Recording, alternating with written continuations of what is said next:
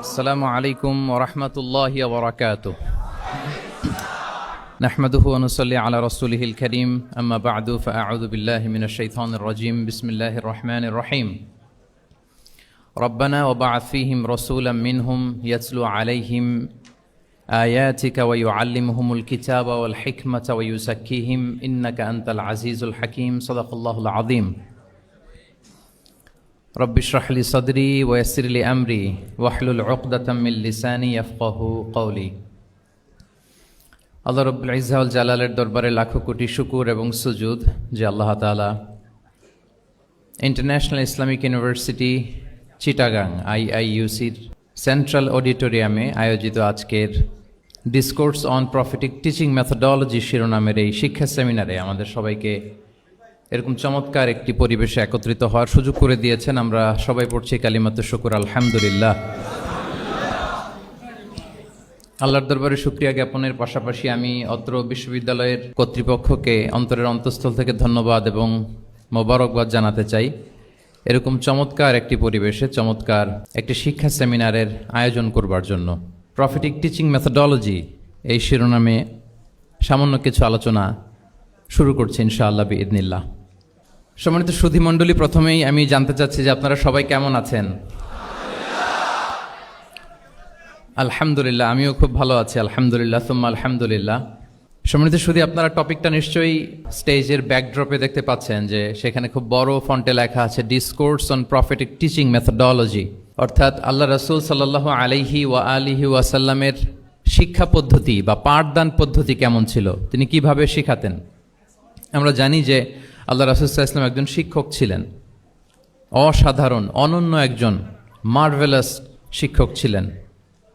শুধু শিক্ষকই ছিলেন না, বরং তিনি শিক্ষকদেরও শিক্ষক ছিলেন এবং তিনি নিজ হাতে এমন কিছু শিক্ষার্থী তিনি তৈরি করেছিলেন, গড়ে তুলেছিলেন, যারা এই পৃথিবীর ইতিহাসে শ্রেষ্ঠ প্রজন্ম হিসেবে স্বীকৃত। খয়রুল কুরুন, the best generation ever on earth, এই পৃথিবীর শ্রেষ্ঠতম প্রজন্ম হিসেবে তারা স্বীকৃত হয়েছেন। এবং তিনি তার শিক্ষা পদ্ধতির মধ্য দিয়ে গোটা বিশ্বকে সততা শিখিয়েছেন, সভ্যতা শিখিয়েছেন, মানবিকতা শিখিয়েছেন, স্পিরিচুয়ালিটি শিখিয়েছেন, আধ্যাত্মিকতা। তিনি আমাদেরকে শিখিয়েছেন পরিমিতিবোধ, তিনি আমাদেরকে শিখিয়েছেন জীবনবোধ, আমাদের স্রষ্টার সাথে তিনি আমাদেরকে পরিচিত করেছেন এবং সফলতার সহজ এবং সরল পথ তিনি আমাদেরকে বাতলে দিয়েছেন। আজকের এই ডিসকোর্সে বেসিকলি আমরা ওনার লাইফ স্কেলের একটা দিক নিয়ে ফোকাস করব, অর্থাৎ ওনার পাঠদান পদ্ধতি, কিভাবে তিনি সাহাবাদের সাথে ইন্টারেক্ট করতেন, তাদেরকে শিখাতেন, পাঠ দিতেন। শুধুমাত্র কেবলমাত্র এই বিষয়টাতে আমরা ফোকাস করবার চেষ্টা করবো ইনশাআল্লাহ। আমি আমার আলোচনার শুরুতে সূরাতুল বাকারার একটা আয়াত তেলাওয়াত করেছি, 129 নম্বর আয়াত। এই আয়াতটি বেসিকলি আল্লাহ রাসূল সাল্লাল্লাহু আলাইহি ওয়া আলিহি ওয়াসাল্লামের জন্য সাইয়েদনা ইব্রাহিম আলাইহিস সালাম দোয়া করেছিলেন মক্কার ধুধুমরু প্রান্তরে। এখনকার মক্কার মতো না, তখন জনমানব শূন্য মক্কা ছিল, ধুধুমরু প্রান্তর, চারদিকে কেউ নেই। তো এরকম একটি ব্যারেন ল্যান্ডে সাইয়েদনা ইব্রাহিম আলাইহিস সালাম আল্লাহ তাআলার কাছে একটা দোয়া করেছিলেন। ওই দোয়াটাই আল্লাহ তাআলা সরাসরি কোট করেছেন সূরা বাকারায় 129 নম্বর আয়াতে। এবং সেখানে তিনি বলেছেন, রব্বানা ওয়াবআথ ফীহিম রাসূলাম মিনহুম ইয়াতলু আলাইহিম আয়াতিকা ওয়া ইউআল্লিমুহুমুল কিতাবা ওয়াল হিকমা ওয়া ইউযাক্কিহিম ইন্নাকা আনতাল আজিজুল হাকীম। মানে হে আমাদের রব, এই ভূখণ্ডের মধ্য থেকেই এই জনপদবাসীর জন্য আপনি একজন রাসূল প্রেরণ করুন, যিনি আপনার নিদর্শনসমূহ তাদের সামনে পাঠ করে শোনাবে, যিনি আপনার কিতাব তাদেরকে শিক্ষা দিবে, তাদেরকে প্রজ্ঞা শিখাবে, পরিশুদ্ধ করবে, এবং নিশ্চয় আপনি পরাক্রমশালী, নিশ্চয় আপনি প্রজ্ঞাময়। এই দোয়াটি ছিল সাইয়েদনা ইব্রাহিম আলাইহিস সালামের। এবং রাসূল সাল্লাল্লাহু আলাইহি ওয়াসাল্লাম আগমনের প্রায় 2500 বছর আগে ইব্রাহিম আলাইহিস সালাম এই দোয়াটি করেছিলেন। 2500 বছর আগে, যখন কেউ ছিল না মক্কায়। মক্কা ওয়াজ এ টোটালি ব্যারন ল্যান্ড, কোনো গাছপালা ছিল না, কিছু ছিল না। সেই দোয়া আল্লাহ তাআলা কবুল করেছিলেন। এবং এই দোয়ায় বেসিকলি তিনি আখিরি নবীর জন্য 4টা ফিচার কামনা করেছেন, যে আল্লাহ এই 4টা ফিচার দিয়ে আপনি নবী পাঠাবেন। এর মধ্যে একটা ছিল ওয়া ইউআল্লিমুহুমুল কিতাব, যে এমন নবী যেন হয় তিনি এই জনপদের লোকদেরকে কিতাব শিখাবে। কি শিখাবে? কিতাব। ওয়া ইউআল্লিমুহুমুল কিতাব, তার মানে রাসূল সাল্লাল্লাহু আলাইহি ওয়াসাল্লাম তিনি যে শিক্ষক হয়ে আসবেন, তিনি যে আল্লাহর কিতাব পৃথিবীবাসীকে শোনাবেন, তেলাওয়াত করে শোনাবেন, শেখাবেন, এই দোয়া রাসূল সাল্লাল্লাহু আলাইহি ওয়াসাল্লাম আগমনের 2500 বছর আগে সাইয়েদনা ইব্রাহিম আলাইহিস সালাম করেছিলেন। এবং রাসূল সাল্লাল্লাহু আলাইহি ওয়াসাল্লাম নিজেও বিভিন্ন হাদিসে ঘোষণা করেছেন যে আমি শিক্ষক হিসেবে প্রেরিত হয়েছি। ওয়া ইন্নামা বুইসতু মুআল্লিমান, আমি এই পৃথিবীতে শিক্ষক হিসেবে এসেছি। রাসূল সাল্লাল্লাহু আলাইহি ওয়াসাল্লাম দুইটা গ্রুপ দেখলেন মসজিদে, এক গ্রুপ তারা জিকির আজকার করে, আরেক গ্রুপ তারা রিসার্চ করে, গবেষণা করে। রাসূল সাল্লাল্লাহু আলাইহি ওয়াসাল্লাম বললেন দুই দলই ভালো কাজ করতেছে, কিন্তু রাসূল সাল্লাল্লাহু আলাইহি ওয়াসাল্লাম যারা গবেষণা করতেছে, পড়াশোনা করতেছে, ফিকহ নিয়ে আলোচনা করতেছে, তাদের সাথে যেয়ে বসে গেলেন। আর তিনি বললেন, ওয়া ইন্নামা বুইসতু মুআল্লিমান, আমি এই গ্রুপকে প্রায়োরিটি দিয়েছি কারণ আমি নিজেই শিক্ষক হিসেবে প্রেরিত হয়েছি। তারা অজ্ঞদেরকে শিক্ষা দিচ্ছে, জাহেলদেরকে, যারা কিছু জানে না, জ্ঞানের ছোঁয়া যাদের মধ্যে লাগেনি, এই গ্রুপ তাদেরকে এনলাইটেন করছে, আলোকিত করছে, ফলে আমি তাদেরকে প্রায়োরিটি দিলাম, তাদের সাথে বসে গেলাম। ও ইন্নামা বুইসতু মুআল্লিমান, কারণ আমি পৃথিবীতে শিক্ষক হিসেবে প্রেরিত হয়েছি। তাহলে ইব্রাহিম আলাইহিস সালামের দোয়ার ফসল তিনি, হি কেম এজ এ টিচার, কারণ ইব্রাহিম আলাইহিস সালাম দোয়া করেছিলেন আল্লাহ এমন নবী পাঠাবেন যিনি ইউআল্লিমুহুমুল কিতাব, এই জনপদের লোকদেরকে কিতাব শিখাবে। এবং রাসূল সাল্লাল্লাহু আলাইহি ওয়াসাল্লাম নিজেও বলেছেন আমি শিক্ষক হিসেবে প্রেরিত হয়েছি। এবং জ্ঞানার্জনকে রাসূল সাল্লাল্লাহু আলাইহি ওয়াসাল্লাম বাধ্যতামূলক করেছেন, ম্যান্ডেটরি ফর অল। এবং জ্ঞান যে সবাই অর্জন করবে এটা তিনি বলেছেন, এটা সবার জন্য অবধারিত, শিক্ষার্জন এটা মানুষের মৌলিক অধিকার। তিনি বলেছেন তলাবুল ইলমি ফারিদাতুন আলা কুল্লি মুসলিম, পৃথিবীর প্রতিটি মুসলমানের জন্য জ্ঞান অর্জন এটা ফারিদা, আবশ্যক, ম্যান্ডেটরি, এটা অপশনাল না, এটা কম্পালসারি। এবং নারী পুরুষ নির্বিশেষে সবার জন্য, এমন না যে শুধু পুরুষদের জন্য। রাসূল সাল্লাল্লাহু আলাইহি ওয়াসাল্লাম বলেছেন আলা কুল্লি মুসলিম, প্রতিটি মুসলিমের জন্য জ্ঞানার্জন এটা আবশ্যক। আলহামদুলিল্লাহ আমাদের অনেক বোনেরাও আজকের হল রুমে এসছে, এবং রাসূল সাল্লাল্লাহু আলাইহি ওয়াসাল্লাম একটা স্পেশাল ডে নির্ধারণ করেছিলেন, a special day for teaching women, মদিনার নারীদেরকে পাঠদানের জন্য, শেখানোর জন্য তিনি একটা স্পেশাল ডে নির্ধারণ করেছিলেন। এবং নারীদের আগ্রহের কারণেই তিনি সেটা করেছিলেন। তারা একবার এসে রাসূল সাল্লাল্লাহু আলাইহি ওয়াসাল্লামকে বললেন যে গলাবানা আলাইকা রিজাল ফাজআলনা ইয়াওমান মিন নাফসিক, হে নবী আমাদের মনে হচ্ছে পুরুষরা বেশি প্রায়োরিটি পেয়ে যায়, আপনি আমাদের জন্য স্পেশাল একটা ডে নির্ধারণ করেন, একটা দিন, যেদিন এসে আমরা আপনার কাছ থেকে অনেক কিছু শিখবো, জানবো। ফাওয়াআদাহুন্না ইয়াওমান লাকিয়াহুন্না ফীহি ফাওয়াআযাহুন, রাসূল সাল্লাল্লাহু আলাইহি ওয়াসাল্লাম তাদের এই আবেদনের প্রেক্ষিতে মদিনার নারীদের জন্য একটা special day for teaching women, মদিনার যে কমিউনিটিতে নারীরা ছিল তাদের জন্য রাসূল সাল্লাল্লাহু আলাইহি ওয়াসাল্লাম স্পেশাল একটা ডে নির্ধারণ করেছিলেন। এবং সেদিন পুরুষ সাহাবীদেরকে গুরুত্ব না দিয়ে তিনি শুধু নারীদের, বোনদের কোশ্চেন নিতেন, তাদেরকে তিনি পাঠদান করতেন, শিক্ষাদান করতেন। এবং জ্ঞানার্জনকে, জ্ঞানের আলোকে ছড়িয়ে দেওয়াটা, এটা ছিল রাসূল সাল্লাল্লাহু আলাইহি ওয়াসাল্লামের মূলত মিশন। জ্ঞানের আলোকে তিনি বিশ্বময় ছড়িয়ে দিতে বলেছেন।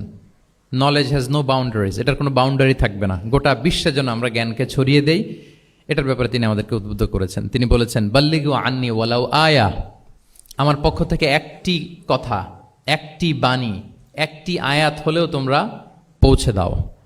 তাহলে তিনি আমাদেরকে জ্ঞানের এই আলো বিশ্বময় ছড়িয়ে দিতে উদ্বুদ্ধ করেছেন। এবং জ্ঞান লুকানোকে তিনি মহাপাপ বলেছেন।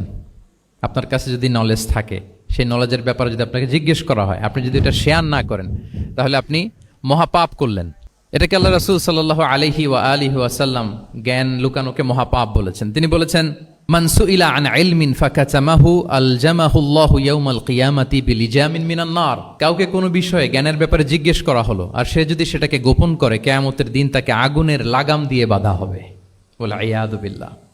তাহলে জ্ঞানকে ছড়িয়ে দিতে বলেছেন তিনি বিশ্বময়, জ্ঞানকে গোপন করতে তিনি বারণ করেছেন, নিষেধ করেছেন। আমরা যদি দেখি যে আল্লাহ রাসূল সাল্লাল্লাহু আলাইহি ওয়া আলিহি ওয়াসাল্লাম মক্কাতে যখন তিনি ইসলাম প্রচার শুরু করলেন, কোরআনের তালিম যখন তিনি মক্কাতে দিতে শুরু করলেন, তিনি এটাকে প্রাতিষ্ঠানিকভাবেই বেসিকলি শুরু করেছেন। আমরা যেমনি জ্ঞান বিতরণের জন্য প্রাতিষ্ঠানিক অবকাঠামো আমাদের প্রয়োজন হয়, রাসূল সাল্লাল্লাহু আলাইহি ওয়াসাল্লাম সেভাবেই একটা সেন্টার বেস তিনি শুরু করেছিলেন। এবং মক্কায় দারুল আরকাম নামে, আপনারা সবাই যারা রাসূল সাল্লাল্লাহু আলাইহি ওয়াসাল্লামের বায়োগ্রাফি পড়েছেন, ইতিহাস পড়েছেন, দারুল আরকাম থেকে বেসিকলি রাসূল সাল্লাল্লাহু আলাইহি ওয়াসাল্লাম এই জ্ঞান বিতরণ করতেন বা কোরআনের তালিম দিতেন। আরকাম ইবনে আবিল আরকাম একজন তরুণ সাহাবী, মাত্র 16 বছর বয়সে তিনি ইসলাম ধর্ম গ্রহণ করেছিলেন। তার একটা ঘরের একটা বড় অংশ তিনি রাসূল সাল্লাল্লাহু আলাইহি ওয়াসাল্লামের তালিমের জন্য ডেডিকেট করেছিলেন, এবং সেটাই ইসলামের প্রথম বিশ্ববিদ্যালয় হিসেবে স্বীকৃত, দারুল আরকাম। এবং মজার ব্যাপার হচ্ছে ওনার ঘরটা সিলেক্ট করার পেছনে স্ট্র্যাটেজিক অনেক কারণ ছিল, কারণ সে ছিল বানু মাখজুম গোত্রের, মানে কোরাইশের শত্রু, কোরাইশের রাইভাল ছিল বানি মাখজুম। রাসূল সাল্লাল্লাহু আলাইহি ওয়াসাল্লাম ছিলেন কোন বংশের বলেন তো সবাই? কোন বংশের? কোরাইশ বংশের। আর আবু জাহাল ছিল কোন বংশের? না, সে বানু মাখজুম থেকে ছিল। So Banu Makhzum was the rival of Quraish. তারা ছিল কোরাইশদের সাথে একটা হাড্ডাহাড্ডি লড়াই, শত্রুর মতো আর কি। তো রাসূল সাল্লাল্লাহু আলাইহি ওয়াসাল্লাম কুরাইশি কারো ঘর বেছে নেন নাই, বরং বনু মখজুম গোত্রের এক তরুণ আরকাম, তার ঘরটা তিনি বেছে নিয়েছিলেন। এবং স্ট্র্যাটেজিক্যালি এত চমৎকার একটা পজিশনে ছিল, মাত্র 130 মিটার ডিস্টেন্স ছিল কাবা থেকে 130 মিটার দক্ষিণ পূর্বে এই আরকাম রাদিয়াল্লাহু তাআলা আনহুর ঘর ছিল। ফলে এই ঘরে যদি তিনি গ্যাদারিং করেন, কেউ আর সন্দেহ করবে না, যেহেতু এটা বনু মখজুম গোত্রের একজন যুবকের ঘর। আল্লাহু আকবার। তো রাসূল সাল্লাল্লাহু আলাইহি ওয়াসাল্লাম এই দারুল আরকামে বসেই বেসিক্যালি তিনি এই কোরআনের তালিম, এই শিক্ষা, এই পাঠদান মক্কাতে সেন্টার বেস তিনি শুরু করেছিলেন। এবং মদিনায় যদি আমরা দেখি, মদিনা তো মসজিদে নববী নির্মাণের পরপরই মসজিদে নববীর একেবারে পেছন দিকে, এই হলরুমের পেছন দিকে যেরকম একটা জায়গা ছাউনির মতো, মসজিদে নববীর ঠিক পেছনে খেজুরের ডাল দিয়ে, খেজুরের পাতা দিয়ে ছাউনি দিয়ে একটা জায়গা তিনি করেছিলেন, যেটাকে আমরা আহলে সুফার সেন্টার হিসেবে জানি। মদিনায় তিনি সুফা ইউনিভার্সিটি প্রতিষ্ঠা করেছিলেন। তাহলে মক্কায় তিনি কোরআনের তালিম দিতেন দারুল আরকাম থেকে, আর মদিনায় যেয়ে তিনি আহলে সুফাদেরকে সেই সুফা এরিয়াতে সেখানে তিনি কোরআনের তালিম দিতেন। এবং সেখানে প্রায় 400 জন দরিদ্র মুহাজির সাহাবী সেখানে বসে কোরআনের হেফজ করত, রাসূল সাল্লাল্লাহু আলাইহি ওয়াসাল্লামকে বিভিন্ন বিষয়ে জিজ্ঞেস করত, ইসলামের বুনিয়াদী শিক্ষা, the basic of the basics of Islam. আহলে সুফার সাহাবারা সেখানে দুনিয়ার সব কিছুকে স্যাক্রিফাইস করে দিয়ে সেখানে ওনারা রাসূল সাল্লাল্লাহু আলাইহি ওয়াসাল্লামের কাছ থেকে তালিম গ্রহণ করতেন। এবং দূর দূরান্ত থেকে আগন্তুক সাহাবারা যখন আসতো, তারাও এখানে থাকতো, যেহেতু 400 জন থাকার মতো একটা প্লেস। রাসূল সাল্লাল্লাহু আলাইহি ওয়াসাল্লামকে তারা দিনের খুঁটিনাটি বিষয় জিজ্ঞেস করতেন। এবং সালাত শেষে এরকম অনেক হাদিস পাওয়া যায় যে রাসূল সাল্লাল্লাহু আলাইহি ওয়াসাল্লাম আহলে সুফার সাহাবীদের সাথে ওখানে বসেছেন, তাদের সাথে গল্প করেছেন, তাদের প্রশ্নের বিভিন্ন উত্তর দিয়েছেন। তাহলে সেন্টার বেস শিক্ষাদান, এটা কিন্তু রাসূল সাল্লাল্লাহু আলাইহি ওয়াসাল্লামের জীবনী থেকে আমরা দেখেছি। এবং যখন মসজিদে নববীর পেছনে আহলে সুফাদের 400 জনের পরে যখন আরও বেড়ে যাচ্ছিল, তখন রাসূল সাল্লাল্লাহু আলাইহি ওয়াসাল্লাম মসজিদের বাইরে মুকরিম বিন নাওফাল রাদিয়াল্লাহু তাআলা আনহুর একটা ঘরে আরেকটা সেন্টার করেছিলেন, এটাকে বলা হতো দারুল কুররা। এভাবে একটার পর একটা সেন্টার রাসূল সাল্লাল্লাহু আলাইহি ওয়াসাল্লাম তিনি নির্মাণ করেছেন এবং দ্বীনের বাণীকে তিনি ছড়িয়ে দিয়েছেন। এবং এখান থেকে যারা শিক্ষা অর্জন করত, বেসিক্যালি তারা তো হেফজ করত, দিনের অন্যান্য বুনিয়াদী ব্যাপারে তারা শিক্ষা গ্রহণ করতেন। তো এই সাহাবীদেরকে কুররা বলা হতো। তাদেরকে আবার রাসূল সাল্লাল্লাহু আলাইহি ওয়াসাল্লাম বিভিন্ন এলাকাতে মুআল্লিম হিসেবে প্রেরণ করতেন। এটা রাসূল সাল্লাল্লাহু আলাইহি ওয়াসাল্লামের সুন্নাত ছিল যে কোনো এলাকায় দিনের শিক্ষা দেওয়ার জন্য আগে মুআল্লিম পাঠাতেন। আমরা জানি যে হিজরতের আগে রাসূল সাল্লাল্লাহু আলাইহি ওয়াসাল্লামের আগেও তিনি মদিনাতে একজন সাহাবীকে পাঠিয়েছিলেন, মুসআব বিন উমাইর। এটা জানি না আমরা সবাই। মুসআব বিন উমাইরকে তিনি পাঠিয়েছিলেন। খুবই ড্যাশিং চেহারার ছিল, খুবই অ্যারিস্টোক্রেট একটা ফ্যামিলির ছিল। উনি এত চমৎকার পারফিউম ইউজ করতেন, উনি কোনো রাস্তা দিয়ে হেঁটে গেলে সবাই বুঝতো এই রাস্তা দিয়ে কিছুক্ষণ আগে হেঁটে গিয়েছে মুসআব বিন উমাইর। বাংলা একটা কথা আছে, আগে দর্শনদারি পরে গুণ বিচারী, এরকম একটা কথা আছে না? সো মদিনার লোকটা যাতে ইসলামের প্রতি খুব দ্রুত অ্যাট্রাক্টেড হয়, এজন্য তিনি আবু বকর রাদিয়াল্লাহু তাআলা আনহুকে পাঠাননি, ওমরে ফারুককে পাঠাননি, বরং মুসআব বিন উমাইর রাদিয়াল্লাহু তাআলা আনহুকে মুআল্লিম হিসেবে, he was the first ambassador of Islam, প্রথম অ্যাম্বাসেডর হিসেবে তিনি মদিনায় গিয়েছিলেন। এবং মদিনাতে আহলে সুফার মধ্য থেকে যারা অগ্রগামী ছিল, দারুল কুররা থেকে যারা অগ্রগামী ছিল, তাদেরকে আল্লাহ রাসূল সাল্লাল্লাহু আলাইহি ওয়া আলিহি ওয়াসাল্লাম জ্ঞান বিতরণের জন্য, কোরআন শেখানোর জন্য বিভিন্ন জায়গায় পাঠাতেন। আপনারা উহুদের যুদ্ধের পরপরই বিরে মাউনার ঘটনা শুনে থাকবেন। সেখানে রাসূল সাল্লাল্লাহু আলাইহি ওয়াসাল্লাম 70 জন হাফেজ সাহাবী, মানে ওই সময় পর্যন্ত যতটুকু কোরআনের আয়াত নাজিল হয়েছিল এগুলো যারা মুখস্থ করে ফিরেছিলেন, এরকম 70 জন সাহাবীকে একটা এরিয়াতে তিনি পাঠিয়েছিলেন।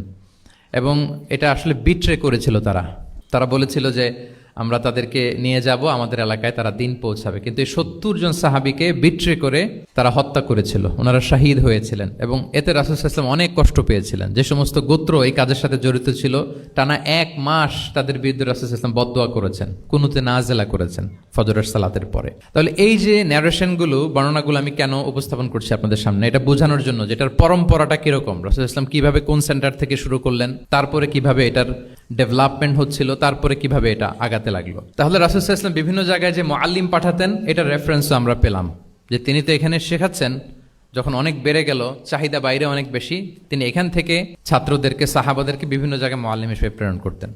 এবং শিক্ষার বিনিময়ে তিনি বদরের যে বন্দীরা ছিল তাদের মুক্তিপণের অ্যানাউন্সমেন্ট করেছেন, র্যানসম, এটা আপনারা জানেন। আমি একটু কুইজ নিয়ে নেই আপনাদের। বলেন, বদরে মুসলমানদের পক্ষ থেকে শহীদ হয়েছিল কয়জন? 14 জন, মাশাআল্লাহ। আর কুরাইশদের পক্ষ থেকে 70 জন। বন্দী হয়েছিল কয়জন দেখি? হ্যাঁ, 70 জন তারা নিহত হয়েছিল আর 70 জন বন্দী হয়েছিল। তো বদরের যুদ্ধে এই 70 জন যারা কুরাইশদের মধ্যে থেকে বন্দী হয়েছিল তাদের মুক্তিপণ হিসেবে ফিদিয়া, র্যানসম হিসেবে রাসূল সাল্লাল্লাহু আলাইহি ওয়াসাল্লাম 4000 দিরহামের অ্যানাউন্সমেন্ট করেছেন। মানে দিরহাম মানে হচ্ছে সিলভার কয়েন আর কি। তৎকালীন সময় দিনার হচ্ছে গোল্ড কয়েন আর দিরহাম মানে সিলভার কয়েন। তো রাসূল সাল্লাল্লাহু আলাইহি ওয়াসাল্লাম 4000 সিলভার কয়েনের ঘোষণা করেছেন যে তোমরা যদি মুক্তি পেতে চাও তাহলে 4000 রৌপ্য মুদ্রা দিয়ে, সিলভার কয়েন দিয়ে তারপরে তোমরা মুক্তি পেতে হবে। তখন তিনি অ্যানাউন্স করলেন যে কারো যদি এই সামর্থ্য না থাকে তাহলে এই লোকদের মধ্য থেকে যারা লিখতে পড়তে জানে তারা যদি মদিনার 10 জন শিশুকে লেখাপড়া শিখিয়ে দেয় তাহলে এটা তাদের মুক্তিপণ হয়ে যাবে। আল্লাহু আকবার। তাহলে শিক্ষাটাকে রাসূল সাল্লাল্লাহু আলাইহি ওয়াসাল্লাম কিভাবে দেখতেন, এটাকে কতটা গুরুত্ব দিতেন? তখন কিন্তু মুসলমানদের আর্থিকভাবে খুব কঠিন অবস্থা যাচ্ছিল। তখন এই জাতীয় ফিদিয়াগুলো, র্যানসমগুলো খুব জরুরি ছিল। তারপরে তিনি ঘোষণা করেছেন যাদের সামর্থ্য নাই তারা যদি লিখতে পড়তে জানে, মদিনার 10 জন ছেলে মেয়েকে তারা যদি লেখাপড়া শিখিয়ে দিতে পারে এইটা তাদের মুক্তিপণ হিসেবে কনসিডার করা হবে। আল্লাহু আকবার। তাহলে সম্মানিত সুধী, আমরা সেই ইব্রাহিম আলাইহিস সালাতু ওয়াস সালামের দোয়া থেকে শুরু করে বদরের যুদ্ধ পর্যন্ত চলে আসলাম যে রাসূল সাল্লাল্লাহু আলাইহি ওয়াসাল্লাম শিক্ষাটাকে, এডুকেশনকে এবং শিক্ষার বাণীকে বিশ্বময় ছড়িয়ে দিতে তিনি কীরকম পদক্ষেপ নিয়েছেন ওভারঅল একটা আমরা আইডিয়া পেয়েছি। এটা ছিল আমার ইন্ট্রোডাক্টরি ডিসকাশন। এখন আমি মূল আলোচনায় চলে যাই যে রাসূল সাল্লাল্লাহু আলাইহি ওয়াসাল্লাম সাহাবাদেরকে যে তিনি শেখাতেন ওনার পাঠদান পদ্ধতি কেমন ছিল। প্রথম কথা হচ্ছে রাসূল সাল্লাল্লাহু আলাইহি ওয়াসাল্লাম পিতৃ স্নেহে সাহাবাদেরকে শিক্ষা দিতেন, as like a father teaching his child, teaching his son or daughter. সন্তানকে যেমনি বাবা পরম মমতায় আদর করে শেখায় ঠিক সেভাবে শেখাতেন। এবং তিনি বলেছেন যে ইন্নামা আনা লাকুম বিমানজিলাতিল ওয়ালিদি উআল্লিমুকুম, নিশ্চয় আমি তোমাদের বাবার মতো, বাবা যেমনি ছেলে মেয়েদেরকে শেখায়।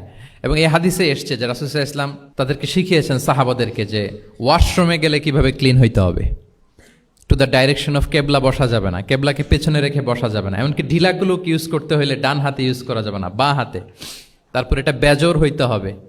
এরকম ধরে ধরে উম্মাকে শিখিয়েছেন। নারীদের মেনস্ট্রুয়েশনাল পিরিয়ডের ব্যাপারে বিধানগুলো শিখিয়েছেন। স্বামী স্ত্রীর অন্তরঙ্গ মুহূর্তের ব্যাপারে মাসআলা কি, ব্যাপারগুলো কি, লিগ্যাল অপিনিয়ন কি, ধরে ধরে বাবা মা যেমনি ছেলে মেয়েদেরকে ধরে ধরে শিখিয়ে দেয় যে এইভাবে this is good and this is bad, dos and don'ts যেমনি মা বাবা শেখায়, আল্লাহ রাসূল সাল্লাল্লাহু আলাইহি ওয়াসাল্লাম বলেন ইন্নামা আনা লাকুম বিমানজিলাতিল ওয়ালিদি উআল্লিমুকুম, আমি তোমাদের বাবার মতো, বাবা যেমনি শেখায় পরম মমতায়, এভাবে আমি তোমাদেরকে শিক্ষা দিই।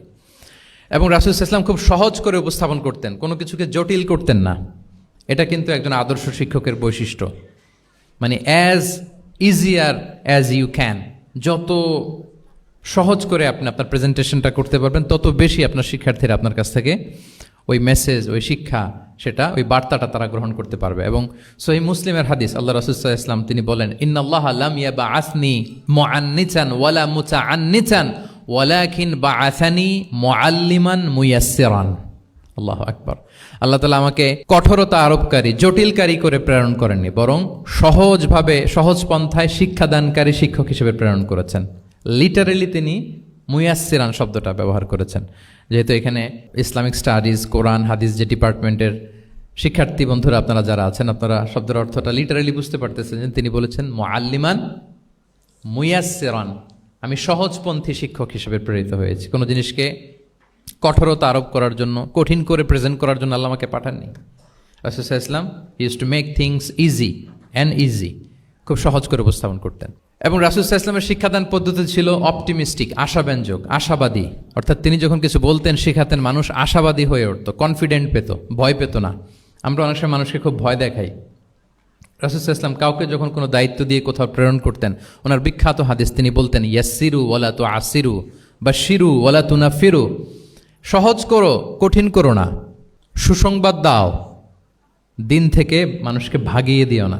মানে আমাদের প্রেজেন্টেশন যেন এমন না হয় যে আমাদের কথা শুনে মানুষ ভাগে, কাছে আসে না, বরং এমনভাবে প্রেজেন্টেশন করো যাতে মানুষ কাছে আসে, কমফোর্ট ফিল করে, ওইটাকে রিসিভ করে এবং জীবনের সাথে সে অ্যাডজাস্ট করতে পারে। সাহাবাদেরকে যখন কোনো জিনিস বুঝাতেন খুব ধীরস্থিরভাবে কথা বলতেন, কখনো কথা বলার ক্ষেত্রে রাশিং করতেন না, তাড়াহুড়ো করতেন না, নেভার এভার।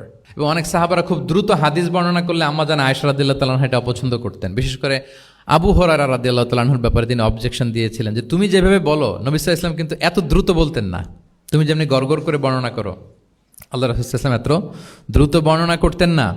লাম ইয়াকুন ইয়াসরুদুল হাদিসা কাসারদিকুম কানা ইউহাদ্দিসু হাদিসান লাউ আদ্দাহুল আদ্দুলা আহসাহু। এমনভাবে প্রিয় নবী কথা বলতেন যে কেউ যদি চাইতো তিনি এই কথার মধ্যে কয়টা বাক্য বলেছেন, কয়টা শব্দ বলেছেন, চাইলে হাতে গুনে ফেলতে পারত। এত প্রেসাইজ অ্যান্ড ক্লিয়ার ছিল। তিনি কয়টা বাক্য বললেন এই বক্তব্যে, কয়টা শব্দ বললেন, এটাও গুনে ফেলা যেত। আল্লাহু আকবার। কানা ইয়াতাকাল্লামু বিকালামিন বাইনাহু ফাসলুন ইয়াহফাযুহু মান জালাসা ইলাইহি। এবং কথা বলতে বলতে মাঝখানে পজ দিতেন, মানে একটু থামতেন, ফলে যারা শুনতো তারা একেবারে মুখস্থই করে ফেলতে পারত। আল্লাহু আকবার। এটা কিন্তু একজন আদর্শ শিক্ষকের বৈশিষ্ট্য যে খুব ধীরস্থিরভাবে আমি কথা বলবো, মাঝে মাঝে পজ দিব। রাসূল সাল্লাল্লাহু আলাইহি ওয়াসাল্লাম পজ দিতেন, থামতেন, যাতে ছাত্ররা নিতে পারে। সব শিক্ষার্থীদের এক ধরনের ক্যাপাসিটি না, ক্যাপাসিটি ইস্যু নিয়ে আমি সামনে কথা বলতেছি ইনশাআল্লাহ। তো তাহলে এইভাবে তিনি বেসিকলি তালিম দিতেন বা প্রেজেন্ট করতেন। আচ্ছা, শিক্ষা দেওয়ার ক্ষেত্রে দুইটা ধরন ছিল রাসূল সাল্লাল্লাহু আলাইহি ওয়াসাল্লামের। কখনো হয়তো ওয়ান অন ওয়ান মিটিং, একজন সাহাবীকে টার্গেট করে তাকে কিছু শেখাচ্ছেন, জানাচ্ছেন বা বলছেন। আবার কখনো একজন না, একাধিক সাহাবী বা অনেক সাহাবীদেরকে, অনেক মানুষকে তিনি অ্যাড্রেস করছেন। তাহলে এই দুইভাবে তিনি অ্যাড্রেস করতেন। এক নম্বর হচ্ছে প্রাইভেট লার্নিং সেশন, আর একটা হচ্ছে পাবলিক লার্নিং সেশন। দুইটাই রাসূল সাল্লাল্লাহু আলাইহি ওয়াসাল্লামের সিরা যদি আপনি স্ক্যানিং করেন আপনি পাবেন। প্রাইভেটলি এরকম অনেক হাদিস পাওয়া যায় যে হাদিসগুলোতে দেখা যায় যে রাসূল সাল্লাল্লাহু আলাইহি ওয়াসাল্লাম ওয়ান অন ওয়ান মিটিং করেছেন, শুধু একজনকে কিছু শেখাচ্ছে। এটা স্পেশালি হতো যখন তিনি কারোর সাথে রাইড শেয়ার করতেন।